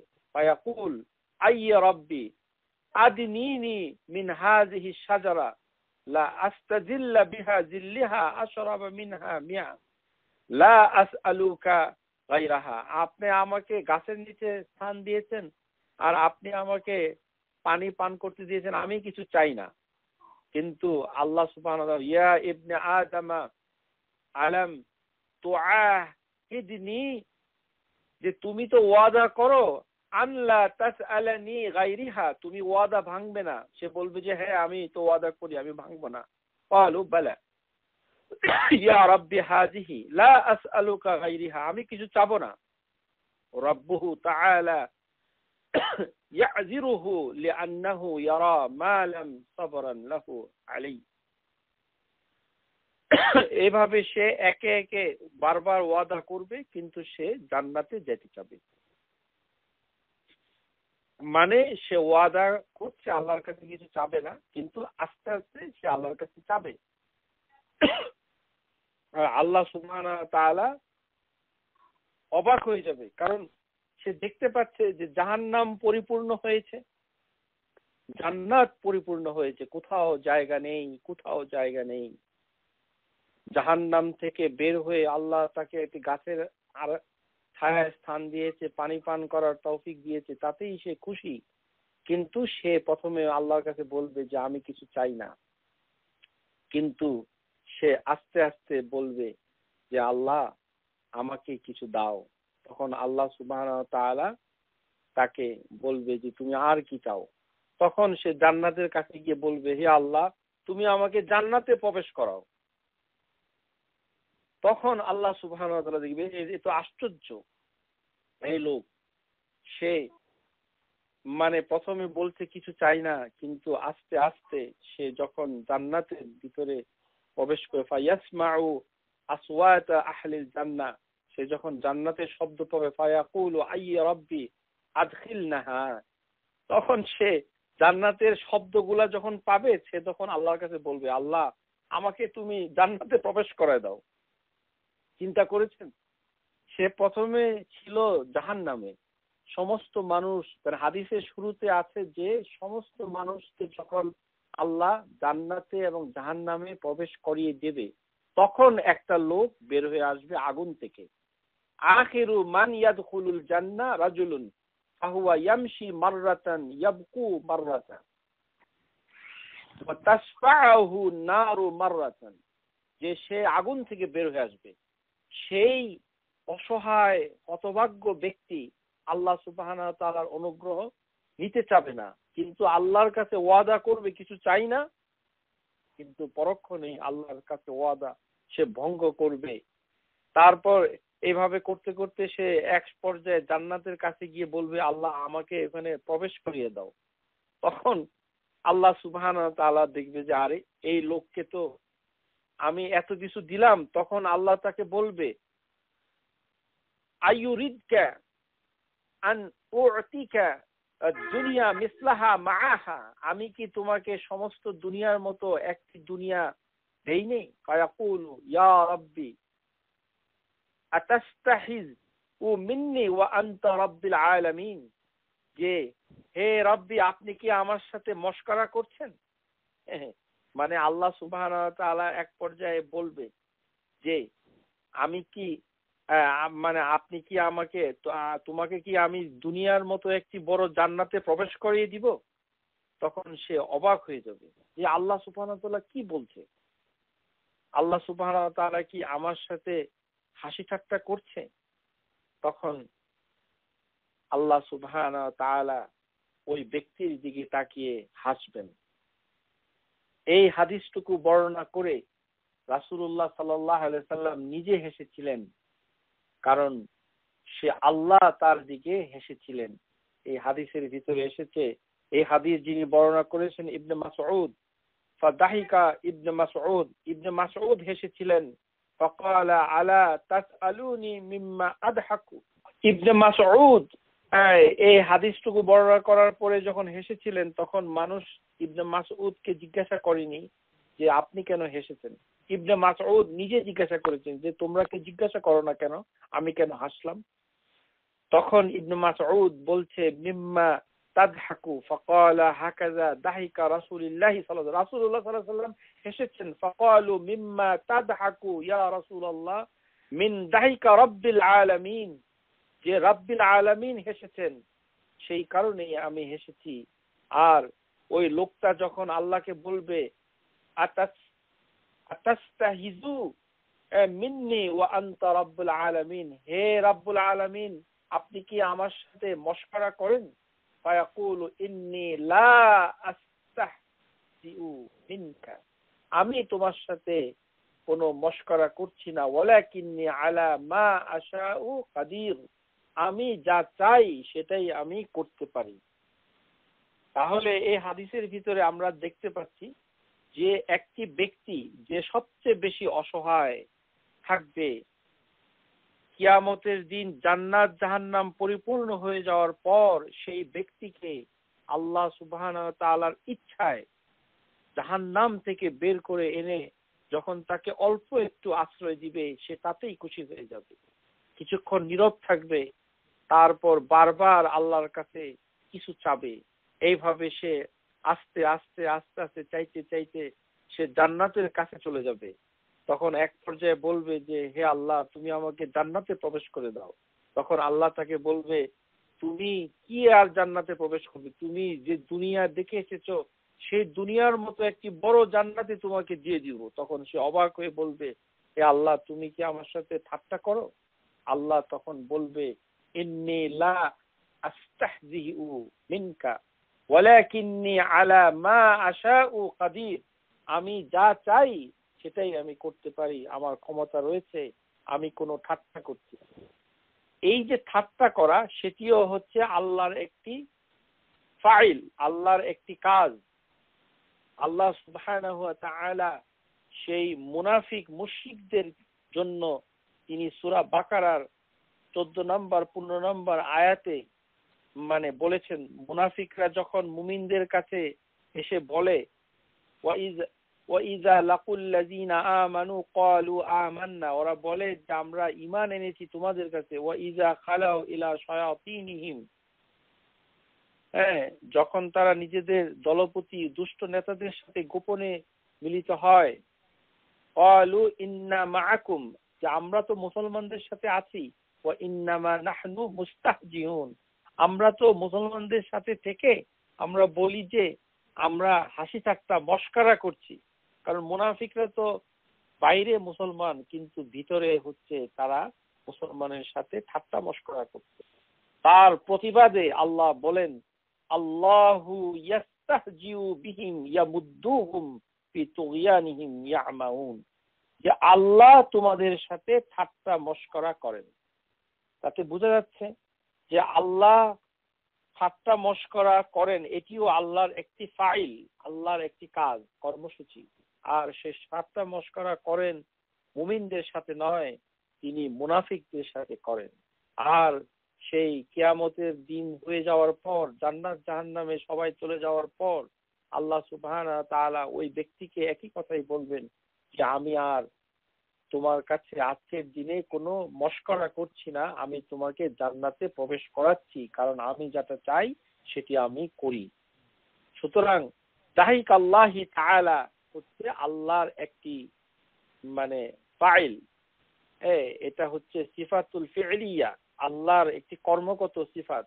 এই যে আল্লাহ হাসি, এটি হাদিস দ্বারা প্রমাণিত। কুরআনুল কারীমের ভিতরে আল্লাহ হেসেছেন এর কোনো প্রমাণ নাই, কিন্তু সহিহ বুখারী এবং মুসলিমের ভিতরে হাদিস এসেছে, 3টি হাদিস আপনাদেরকে পড়ে শুনিয়েছি। সেটি হচ্ছে আল্লাহ সুবহানাহু ওয়া তাআলা হাসেন।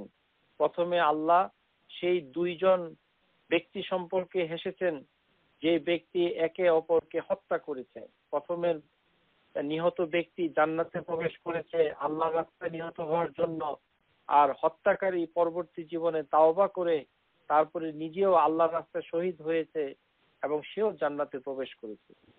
আর সেই দম্পতির উদ্দেশ্যে আল্লাহ এসেছেন, সেই আনসার যে রাতের অন্ধকারে বাতি নিভিয়ে দিয়ে মেহমানদারি করেছে, আল্লাহর রাসূলের মেহমানকে সম্মান করেছে, খাবার দিয়েছে, নিজের বাচ্চাকে ঘুম পাড়িয়েছে না খাইয়ে।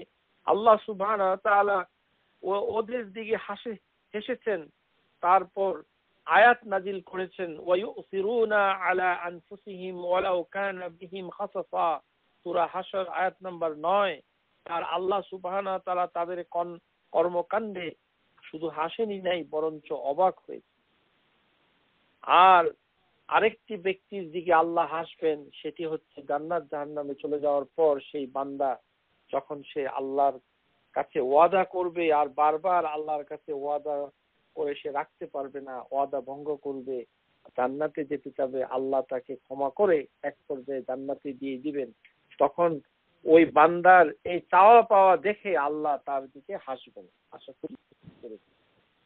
এখন আমরা গত ক্লাসে যে কিছু আলোচনা হয়েছে তার ভিতরে কিছু প্রশ্ন আমার কাছে ইমেলের মাধ্যমে এবং অন্যান্য সূত্র মারফত আমার কাছে এসেছে। উম্মু সুমাইয়া আমার কাছে কিছু প্রশ্ন রেখেছেন, তার আলোকে আমরা দুইটি বিষয়ে এখানে আলোচনা করতে চাই। একটি হচ্ছে যে আমরা গত ক্লাসে বলেছি যে যে কে বেশি হকদার, ওই কথাটুকু আমরা আলোচনা করিনি। আমরা বলেছি লিআন এর ক্ষেত্রে যে আল ওয়ালাদ লিল ফারিস, যার বিছানার মালিক বাচ্চা কাচ্চা তার মালিক। হচ্ছে যে কোনো হাজবেন্ড এবং ওয়াইফ যদি বিবাহ তার টিকে থাকে, তাদের ভিতরে কোনো তালাক হয়নি, এখন সেই ওয়াইফের ঘরে যদি কোনো সন্তান হয়, সেই সন্তান যদি প্যাটার্নিটি পিতৃত্ব নিয়ে কোনো সংশয় থাকে, সেই ক্ষেত্রে হাদিসের ক্ষেত্রে সেটা ফয়সালা হচ্ছে যিনি ওই বিছানার মালিক বাচ্চাটা তার। এটি আমরা বলেছি যে প্যাটার্নিটি পিতৃত্ব একমাত্র নিরঙ্কুশ অধিকার হচ্ছে যিনি স্বামী তার, ফাদার। এটা কিন্তু এটার থেকে একজন প্রশ্ন করেছে যে আবু দাউদের হাদিসে এসেছে যে মায়ের হক বাচ্চার উপরে বেশি। সেটি হক হিসাবে নয়, আপনারা যেই হক হিসাবে এটি দেখছেন সেটি এটা বোঝায় না। কারণ সবকিছুকে হকের আওতায় আনা যায় না, সবকিছুকে বলা যায় না যে এটা আমার রাইট। আপনারা জানেন যে সবচেয়ে গুরুত্বপূর্ণ হাদিস যে আল্লাহ সুবহানাহু ওয়া তাআলা আমাদের উপরে কিছু হক আছে, আর আমরাও আল্লাহর উপরে কিছু হক আছে। আমরা কি আসলে আল্লাহর উপরে কোনো হক আছে বলতে পারি? আপনাদের কি ধারণা? কিন্তু হাদিসের ভিতরে কিন্তু আছে।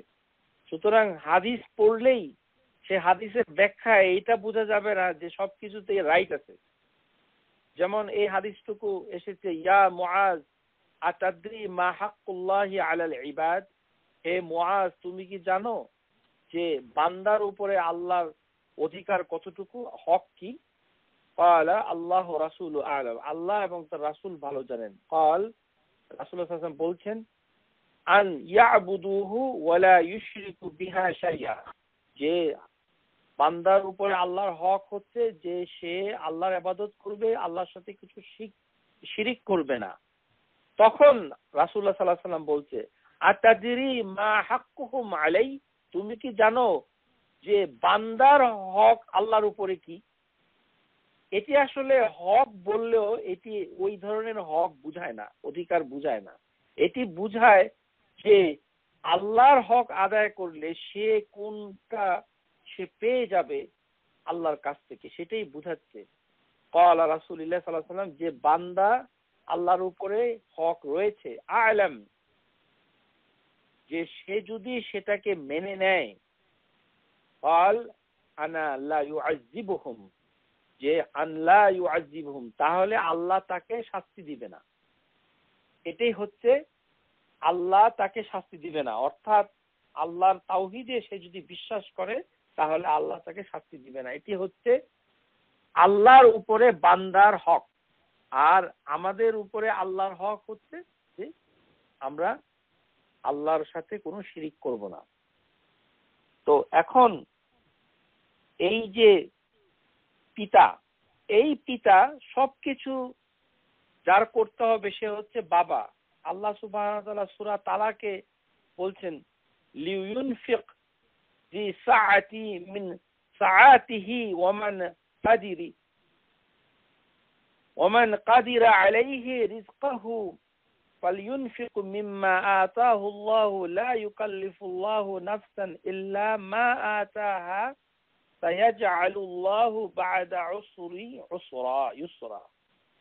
যে একটি বাচ্চাকে যিনি সামর্থ্য রাখে সেই পুরুষের প্রতি উচিত যে আল্লাহ তাকে যেটা দিয়েছে সেটি যেন সে খরচ করে।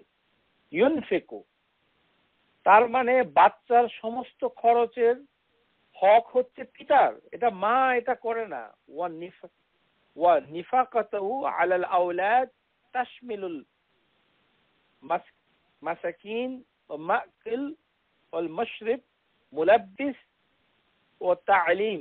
একটি বাচ্চার মানে বাসস্থান, তার খাবার, তার পানাহার ড্রিঙ্ক, তার মানে কাপড় চাপড়, তার এডুকেশন, বাচ্চার যেগুলো চায় ও কুল্লু মা ইয়াতাজাউনা ইলাইহি তাকদিরু বিল মারুফ ওয়া ইয়ারাআ ফিহা হালাল জাওজা, সেটি স্বামীর উপরে চলে যাবে, সেটি তো ওয়াইফের উপরে যাবে না, সেটির দৃষ্টিভঙ্গি ভিন্ন। হাজবেন্ড বাচ্চার সমস্ত কিছু বহন করতে বাধ্য, এটা তার উপরে ওয়াজিব। সেটা তার মাসাকিন ওয়াল মাকুল ওয়াল মাশরিব ওয়াল মুলাব্বিস ও তালিম সবকিছু। সেখানে তো ওয়াইফকে দায়ী করা হচ্ছে না। ওয়াইফকে যেটা দেওয়া হচ্ছে সেটি হচ্ছে তার লালন পালনের জন্য যদি সেটা অ্যাপ্রোপ্রিয়েট হয় তখন। সেটি আবু দাউদের হাদিসে এসেছে, হাদিস নাম্বার হচ্ছে 2276, যে একটি মহিলা যখন সে তার সন্তানকে নিয়ে নবী সাল্লাল্লাহু আলাইহি সাল্লামের কাছে গিয়েছিল এবং সে গিয়ে বলেছিল যে ওয়া ইন্না আবাহু তাল্লাকনি, যে এই বাচ্চাটার বাবা আমাকে তালাক দিয়েছে কিন্তু আমার কাছে বাচ্চাটা আছে। ওয়া আরাদা আন ইয়ানতাজিউ মিন্নি, যে এখন সে আমার কাছ থেকে বাচ্চাটাকে নিয়ে যেতে চায়। ফাকালা লাহা রাসূলুল্লাহ সাল্লাল্লাহু আলাইহি ওয়াসাল্লাম, ওই মহিলার, ওই তালাকপ্রাপ্ত মহিলার দিকে তাকিয়ে আল্লাহর রাসূল সাল্লাল্লাহু আলাইহি ওয়াসাল্লাম বলেছিলেন আনতি আহাক্কু বিহি মা লাম তানকিহি, যে তোমার যতক্ষণ না পর্যন্ত বিয়ে না হয়েছে ততক্ষণ পর্যন্ত ওই বাচ্চাটার উপরে তোমার হক বেশি। তার মানে এই হককে বলা হচ্ছে হাদানাতুল আতফাল, মানে চিলড্রেন কাস্টডি। চিলড্রেন কাস্টডি আর অধিকার এক বোঝায় না, জিনিসটি আসলে একটু অন্য ধরনের। এখানে বোঝা যাচ্ছে যে বাচ্চাটার সবচেয়ে ভালো মঙ্গল হবে যেই সময় পর্যন্ত, সেই সময় পর্যন্ত যার কাছে থাকা সবচেয়ে কল্যাণকর হবে তার কাছে থাকাই হচ্ছে তার হক সবচেয়ে বেশি। এটি হচ্ছে হাদিস থেকে জানা যাচ্ছে যে ওই মহিলার বিয়ে হওয়া আগ পর্যন্ত ওই বাচ্চা উপরে ওই তালাকপ্রাপ্ত মহিলার হক বেশি। তার মানে ছোট বাচ্চা যেহেতু সে এখনো মানে দুধ খাচ্ছে, কারণ হাদিসটার ভিতরে বাচ্চাটা যে বর্ণনা এসেছে সেখানে দুধ খাওয়ানোর কথা এসেছে। সুতরাং ব্রেস্ট ফিডিং একটা বাচ্চার জন্য তার ওই মায়ের হক বেশি, কিন্তু এটি সাময়িক এবং এটি কন্ডিশনাল, কারণ তার বিয়ে হয়ে গেলে তখন আর তার উপরে সেরকম তার হক থাকে না। এটি দিয়ে আমরা গত ক্লাসের ওই জিনিসকে বুঝাই নাই। গত ক্লাসে আমরা যেটা বোঝাতে চেয়েছি সেটি হচ্ছে যে কোনো হাজবেন্ড ওয়াইফ যদি তাদের যে বাচ্চা সেটাকে সে যদি অস্বীকার করে যে বাচ্চাটা আমার না, এই বাচ্চাটা অন্য কারো, তখন সেই অবস্থাতে সে লিআন যেটি করা হয়েছে, যেটি ব্যভিচারের অভিযোগ আনার মতো, সেই অভিযোগের মতো ইসলামী আদালতে গিয়ে সে লিআনের আশ্রয় নিতে পারে।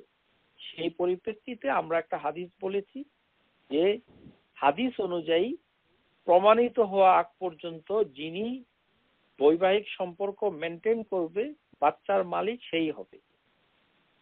এটাই হচ্ছে কথা। আশা করি বুঝতে পেরেছেন। এর বেশি আমরা এটা নিয়ে আলোচনা করতে চাই না, কারণ আমাদের আলোচনার মূল লক্ষ্য হচ্ছে মারিফাতুল্লাহি তাআলা। এখানে প্রসঙ্গক্রমে কোনো কিছু বিষয় আমাদের চলে এসেছে, সেগুলোকে আমরা সমাধান করে সামনের দিকে এগিয়ে যেতে চাই।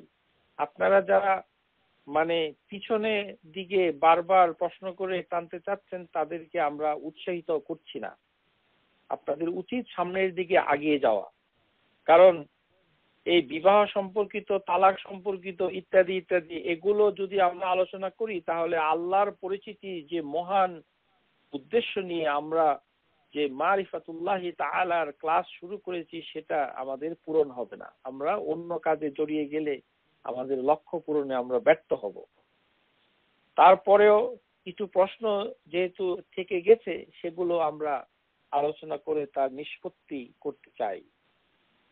এর একটি হচ্ছে যে আমাদের কিছু কিছু বোন তারা বলেছে যে সূরা আল মুজাদিলা আয়াত নাম্বার 4 এবং আয়াত নাম্বার 3 এখানে জিহার করার সাথে 2 মাস রোজা রাখা অথবা 60 জন মিসকিনকে খাওয়ানো অথবা মানে দাস মুক্তি করার একটি ব্যাপার, এটি আমি গত ক্লাসে বলি নাই, সেটি তারা খুঁজে পেয়েছেন এবং প্রশ্ন রেখেছেন। আপনাদের খেদমতে বলতে চাই, এই যে সূরা আল মুজাদিলার ভিতরে এই কাহিনী আল্লাহ বর্ণনা করেছেন, এর ভিতরে যেটি আমরা সবচেয়ে বেশি জানি সেটা হচ্ছে খাওলা। কিন্তু খাওলার হাদিসটুকু মুসনাদে আহমদের ভিতরে এসেছে এবং অন্যান্য কিতাবেও এসেছে। সেটি হচ্ছে যে আল্লাহ সুবহানাহু ওয়া তাআলা সেই ওয়াইলা অথবা মানে খাওলা এর বিভিন্ন নাম আবু দাউদ বর্ণনা করেছে। তো সেই নামের সেই মহিলার কথা আল্লাহ সুবহানাহু ওয়া তাআলা মানে শুনেছেন, কিন্তু পরবর্তী হাদিসের ভিতরে যেটা এসেছে যে নিজের স্ত্রীকে যিনি জিহার করেছিল সেই জিহারকৃত লোকটির আসলে নাম হচ্ছে সালামা ইবনে সাকর। সালামা বিন সাকর, সালামা বিন সাকর, এটি হচ্ছে আবু দাউদে এসেছে হাদিস নাম্বার 2213, তিরমিজিতে এসেছে 1200 নম্বর এবং ইরওয়াউল গালিলের ভিতরে শেখ আলবানী এই হাদিসটুকুকে সহিহ বলেছেন। এই সহিহ হাদিসটুকু বুখারী মুসলিমের শর্ত অনুযায়ী সহিহ। এই হাদিসটুকুর ভিতরে খাওলার কাহিনী নাই। খাওলার কাহিনী হচ্ছে আছে, কিন্তু খাওলার কাহিনী দিয়ে এই 2 মাস রোজা রাখার হুকুম এসেছে কিনা সেটা আমরা মুহাদ্দিসদের কাছ থেকে সহিভাবে আমরা জানতে পারছি না। হতেও পারে, নাও হতে পারে, কিন্তু সহিভাবে জানা যাচ্ছে যে সালামা বিনতে সাখর এই ব্যক্তি রাসূলুল্লাহ সাল্লাল্লাহু আলাইহি সাল্লামের কাছে গিয়েছিল একটা সমস্যা নিয়ে। কারণ এই ব্যক্তি রোজার মাসে তার ওয়াইফকে জিহার করেছিল এই উদ্দেশ্যে যে সে রোজার মাসে সে ওয়াইফের সাথে থাকবে না, কিন্তু রোজার পরে তাকে আবার নিয়ে নেবে। এই কারণে সে ওয়াইফকে বলেছিল আনতি আলিয়া মিসলা উম্মি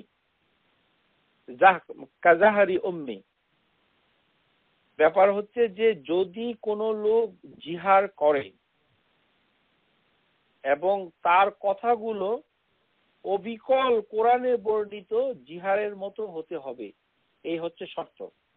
মায়ের পিঠের সাথে তার তুলনা করতে হবে, শুধু মায়ের মতো নয়, মায়ের পিঠের সাথে অথবা মায়ের কোনো অঙ্গের সাথে তুলনা করতে হবে।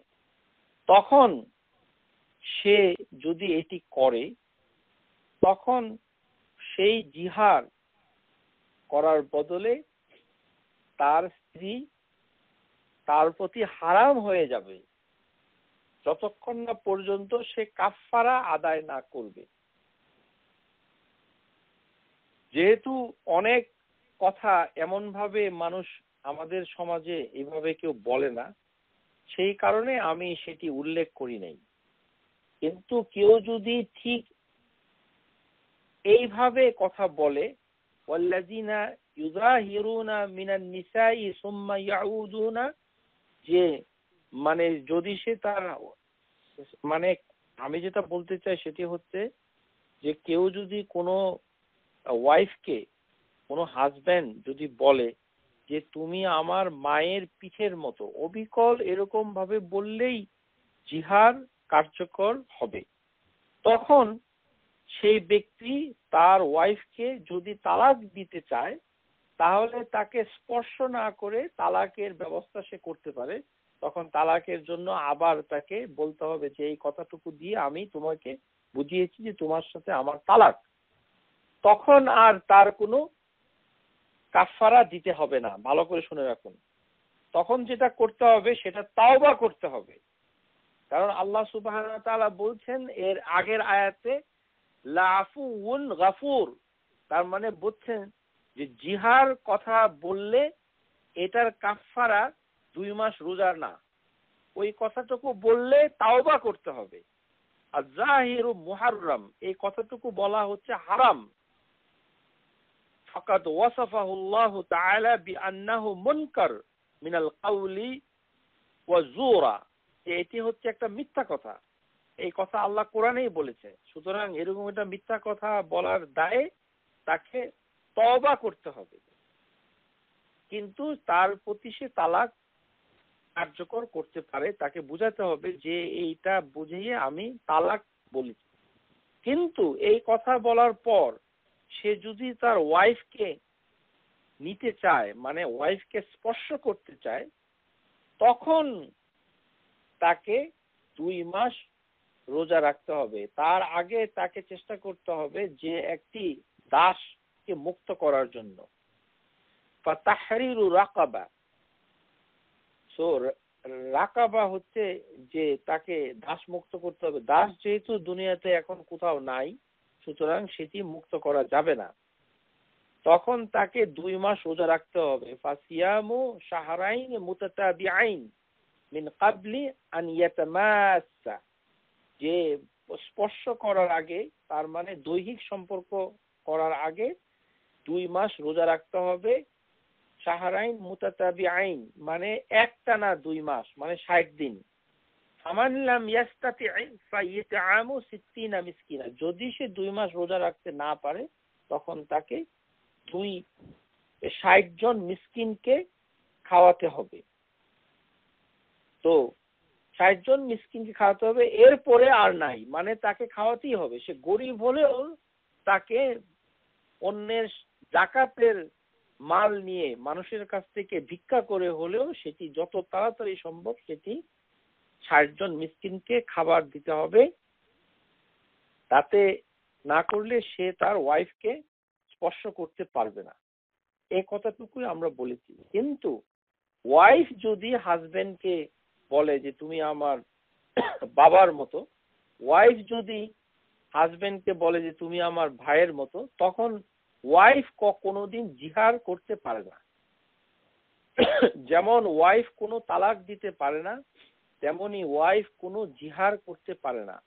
ওয়াইফ যে কথাই বলুক না কেন, ওয়াইফ যদি বলে যে তুমি আমার বাবার পিঠের মতো, তুমি আমার দাদার মতো, মানে যা খুশি তাই যদি বলে, তাহলে সেটা জিহার হবে না। কিন্তু সেই কথা বলার জন্য তার কাফারা 2 মাস হবে না, রোজা হবে না, 60 জন মিসকিনকে খাওয়াতে হবে না। সেটি হচ্ছে কাফারাতুল ইয়ামিন, যেটি আল্লাহ সুবহানাহু ওয়া তাআলা নির্ধারণ করে দিয়েছেন যে 10 জন মিসকিনকে কাপড় দিতে হবে অথবা তাদেরকে খাওয়াতে হবে 10 জন, কারণ এটা কাফফারাতুল ইয়ামিন, যে এটি হচ্ছে কাফফারা।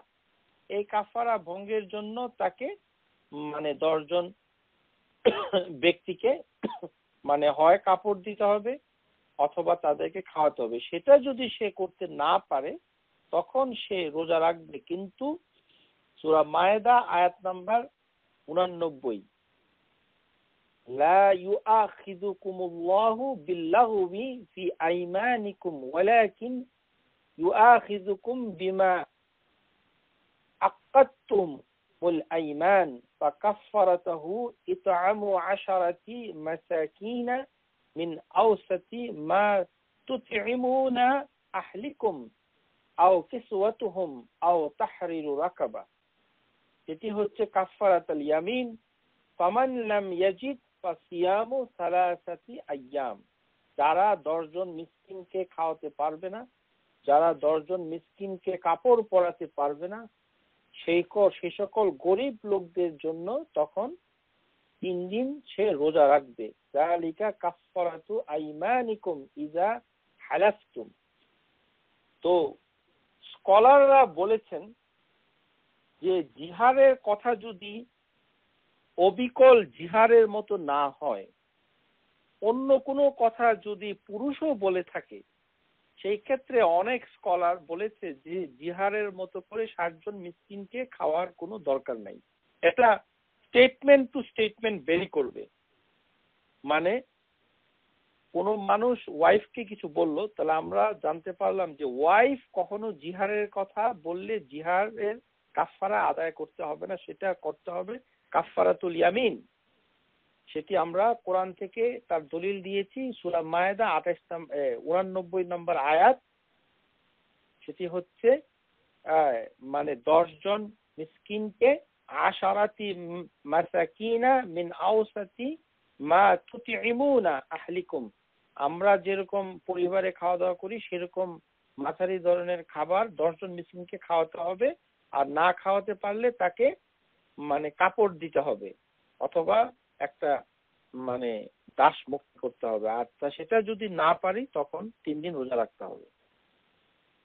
আর যেটা আমরা বলতে চাই সেটি হচ্ছে যে জিহারের মতো যদি কোনো কথা পুরুষ লোক যদি ওয়াইফকে বলে থাকে, সেটার ভিতরে যদি মা কথাটুকু না থাকে, পিঠের কথা যদি না থাকে, অন্য কোনো কথা যদি থাকে ইনডাইরেক্টলি, তখন অনেক স্কলার বলেছে যে ওই 60 জন মিসকিনকে খাওয়াতে হবে না। কারণ আলেমদের ভিতরে, স্কলারদের ভিতরে ওই বিষয়ে মতভেদ রয়েছে। তবে কেউ যদি 60 জন মিসকিনকে খাইয়ে সে অথবা 60 দিন রোজা রেখে সে কথার কাফারা আদায় করতে চায় পুরুষের পক্ষে, সেটি উত্তম, সেটি করা অনেক ভালো, এটি করা অনেক ভালো অবশ্যই। কিন্তু কথা যদি অবিকল জিহারের মতো শব্দ প্রয়োগ না হয়, অন্য কোনো শব্দে সেটা বলে, আমরা সেটা আলোচনা করতে চাই না। কারণ এই জিনিসটুকু আমাদের দেশে খুব একটা হয় না। আমাদের দেশে জিহার কি এটাই আমরা বুঝি না, জানিও না। আমাদের দেশে জিহারের কোনো প্রচলন নাই, এই অর্থ বেদ করে কেউ বলে না। আমাদের দেশে যেটা করা হয় সেটি হলো কথার ছলে হাসি ঠাট্টা করতে গিয়ে অনেক কথা বলা হয়ে যায়। সেই সকল ক্ষেত্রে যারা হাসি ঠাট্টা করে এই ধরনের কথা বলে ফেলেন, তাদের জন্য স্কলাররা বলেছে যে সেটি কাফফারাতুল ইয়ামিন আদায় করতে হবে। সেটি জিহার হবে না, কিন্তু কথাটুকু ফিরিয়ে নেওয়ার জন্য তার কাফফারা আদায় করতে হবে। কারণ সে যেটি করেছে সেটি তার মূল কথা নয়, তার মনের কথা নয়, সেটি সে এটাকে মিন করে নাই। এই আর যদি কেউ মায়ের মতো, বোনের মতো সম্মান করে, এরকম মনোভাব পোষণ করে, তাহলে তাকে কিছুই করতে হবে না। সেটি আমরা গত ক্লাসে আলোচনা করেছি। আশা করি এই বিষয়ে আর কোনো প্রশ্ন ইনশাআল্লাহ থাকবে না। আমি ইচ্ছা করেই 2 মাস রোজা রাখার বিস্তারিত বিষয়গুলো আলোচনা করিনি, যেহেতু আমাদের শ্রোতাদের ভিতরে অনেক সিরিয়াস শ্রোতা রয়েছেন। আল্লাহ তাদেরকে জ্ঞান ও বুদ্ধি আরো বৃদ্ধি করে দেন। ইন্নাল্লাহা ইয়াজিদু ইলমাকুম ইনশাআল্লাহু তাআলা। কিন্তু আল্লাহ সুবহানাহু ওয়া তাআলা মানে তাদেরকে আরো বেশি জ্ঞান দান করুন, সে প্রার্থনা, সে দোয়া আমি তাদের জন্য করি ইনশাআল্লাহু তাআলা। কিন্তু আমাদের দেখতে হবে যে যেটি আমরা আলোচনা করছি না, সেটা আমরা আলোচনার প্রেক্ষাপটে আনতে চাচ্ছি না ইচ্ছাকৃতভাবেই, কারণ আমাদের মূল লক্ষ্য হচ্ছে মারিফাতুল্লাহি তাআলা। আপনারা যেটি শুনছেন, আমরা ক্রমান্বয়ে আরো ক্লাসে আমরা আস্তে আস্তে আল্লাহ সম্পর্কিত অনেক গুণাবলী, তার সিফাতুল ফি'লিয়া, এগুলো আমরা আলোচনা করব এবং এর মাধ্যমে প্রকৃতভাবে আল্লাহ সুবহানাহু ওয়া তাআলার যে মারিফা সেটা আমাদের কাছে পরিষ্কার হয়ে যাবে।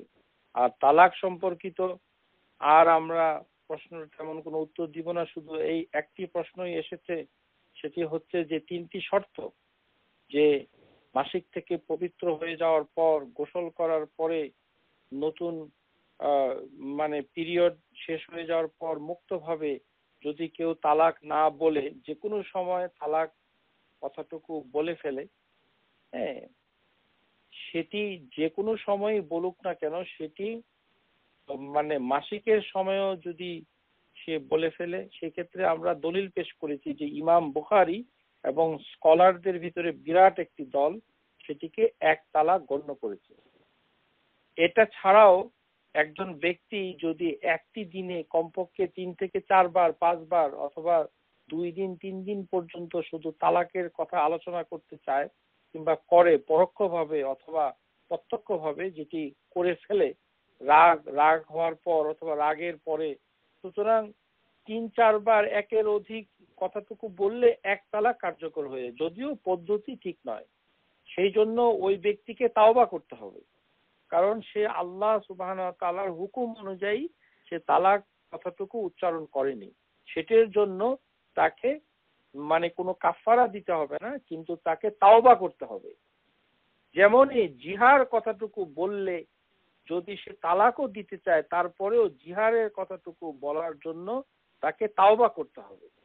তার মানে কোনো জিনিস যদি আল্লাহর নির্ধারিত নিয়ম হুদুদুল্লাহ এই অনুযায়ী যদি না হয়, তালাক হোক অথবা জিহার হোক, সেটা যদি নিয়ম অনুযায়ী না হয়, সেই কারণে আপনার জিনিসটা হয়ে যাবে, কিন্তু যিনি এটা করেছেন তাকে তাওবা করতে হবে, কিন্তু জিনিসটা কার্যকর হয়ে যাবে। এটাই হচ্ছে এটার হুকুম। আর একের অধিক 3 বার, 4 বার, 5 বার যদি বলেই ফেলে, তাহলে তো সেটি আমরা দলিল দিয়েছি যে সেটি একটি তালাক কার্যকর হয়ে যাবে। একটি তালাক কার্যকর হয়ে যাওয়ার পর যে বিরতি হবে, সেই বিরতির পর যদি কয়েক বছর অতিক্রম করে যায়, কয়েক মাস যদি অতিক্রম করে যায়, তাহলে পুনরায় আবার বিবাহ সাক্ষী রেখে, 2 জন সাক্ষী রেখে আবার মোহর দিয়ে আবার নতুন করে বিয়ে পড়তে হবে। যেটি আমাদের দেশে অধিকাংশ তালাক যেগুলো হয়েছে, সেগুলো দেখা যাবে যে এর একটি বিরাট সংখ্যক তালাক হয়তো একটি তালাক হয়েছে, যদিও সেই তালাক দেশীয় পদ্ধতিতে 3টি তালাক বলে তারা বিচ্ছিন্ন হয়ে গেছে। কিন্তু বাস্তবে যদি তদন্ত করা যায়, তাহলে অধিকাংশ ক্ষেত্রেই যেটা দেখা যাবে যে এক তোহরে যতবারই বলা হোক না কেন, সেটি এক তালাক হিসাবেই সেটি বিবেচিত হবে সহি দলিলের মাধ্যমে। সেই ক্ষেত্রে যে সকল দম্পতি দীর্ঘদিন ধরে বিচ্ছিন্ন রয়েছেন, এখন তারা আবার মিলিত হতে চান, তারা ইচ্ছা করলে তখন সহি কোনো আলিমের কাছে গিয়ে সেটি জেনে, যিনি কোরআন সুন্নাহর জ্ঞান রাখেন, তার কাছ থেকে পরামর্শ নেওয়ার পর আবার নতুন করে মোহর, নতুন করে সাক্ষী, নতুন করে কাজী ডেকে এনে উৎসব করে, অনুষ্ঠান করে, তারপরে ওয়ালিমা করে, তারপরে আবার অনুষ্ঠান করে, মানে মোহর দিয়ে আবার নতুন করে বিয়ে করতে হবে। সেখানে যদি তারা নতুন করে বিয়ে না করেন, মানে গোপনে গোপনে কাজটুকু করে ফেলেন, এবং মেয়ের পক্ষ থেকে মেয়ের গার্ডিয়ানের মাধ্যমে সেই বিয়ে অনুষ্ঠিত হতে হবে। মেয়ে একাকী যদি চলে আসে, মানে মিলে যায়, তাহলে সেই বিবাহ হবে না, সেটি জিনা হবে। তারপরে বিবাহ গোপন করা যাবে না, সেইগুলো বিবাহর মাসালাতে আয়োজন হয়েছে। আমরা যেগুলো বলতে চাই আমাদের প্রিয় দেশবাসী শ্রোতা মণ্ডলীর কাছে, সেটি হচ্ছে যে এক তোহরে মানে একটি পিরিয়ড পার হয়ে যাওয়ার পর যে তালাকের কর্মসূচিতে যতবারই তালাক বলা হোক না কেন, সেটা একটি তালাকই কার্যকর হয়েছে বলে আমরা ধরে নিব অধিকাংশ ক্ষেত্রে। যদি না সে পরের মাসে ওয়াইফকে রেখে আবারও তাকে তালাক না বলে, কারণ এখানে ঘটনা হচ্ছে যে হাজবেন্ড তালাক তালাক সেটা বলতেই থাকে, কয়েক মাস পরেও চলতে থাকে, তারপরে 3 মাস পরে যখন কাগজ দেয় তখনও বলতে থাকে যে আমি তো তাকে তালাক দিয়েছি। এইভাবে যদি সে ক্রমান্বয়ে বলতে থাকে, 1 মাস পরেও যদি বলতে থাকে, তখন সেটি 3 তালাক হয়ে যাবে এবং সেটি নিতে পারবে না। সেটা আপনাদের সতর্ক হতে হবে। এখানে কথা হচ্ছে গুরুত্বপূর্ণ, সে হাজবেন্ড কি প্রতিক্রিয়া দেখালো, কিভাবে সে সেটাকে ডিল করেছে, সেটি হচ্ছে গুরুত্বপূর্ণ। সে যদি প্রথমবার আইনের মাধ্যমেও তালাক দেওয়ার পরে যদি চুপ থাকে, আর কোনো কথা যদি সে ভবিষ্যতে না বলে, তাহলে একটি তালাকই হয়ে যাবে। কিন্তু সে যদি সবসময় বন্ধু বান্ধবদের কাছে এটি বলে বেড়ায় যে আমি তালাক দিয়েছি, আমি তো তাকে তালাক দিয়েছি, এরকম করে কয়েক মাস যদি বলতে থাকে, তাহলে দিয়েছি তালাক দিয়েছি সেটি পরোক্ষভাবে অন্য কাউকে বললেও সেটি তালাক হয়ে যাবে। কারণ তালাকের জন্য ওয়াইফকে সামনাসামনি বলা শর্ত নয়, সেটি হাজবেন্ড যতটুকু প্রকাশ করবে প্রকাশ্যে সেটি তালাক বলে গণ্য হবে। সেই ক্ষেত্রে আর পুনরায় বিবাহ করা এবং ইজাব কবুল দেওয়া সম্ভব হবে না, সেক্ষেত্রে চিরতরে তালাক হয়ে গেছে বলে ধরে নিতে হবে।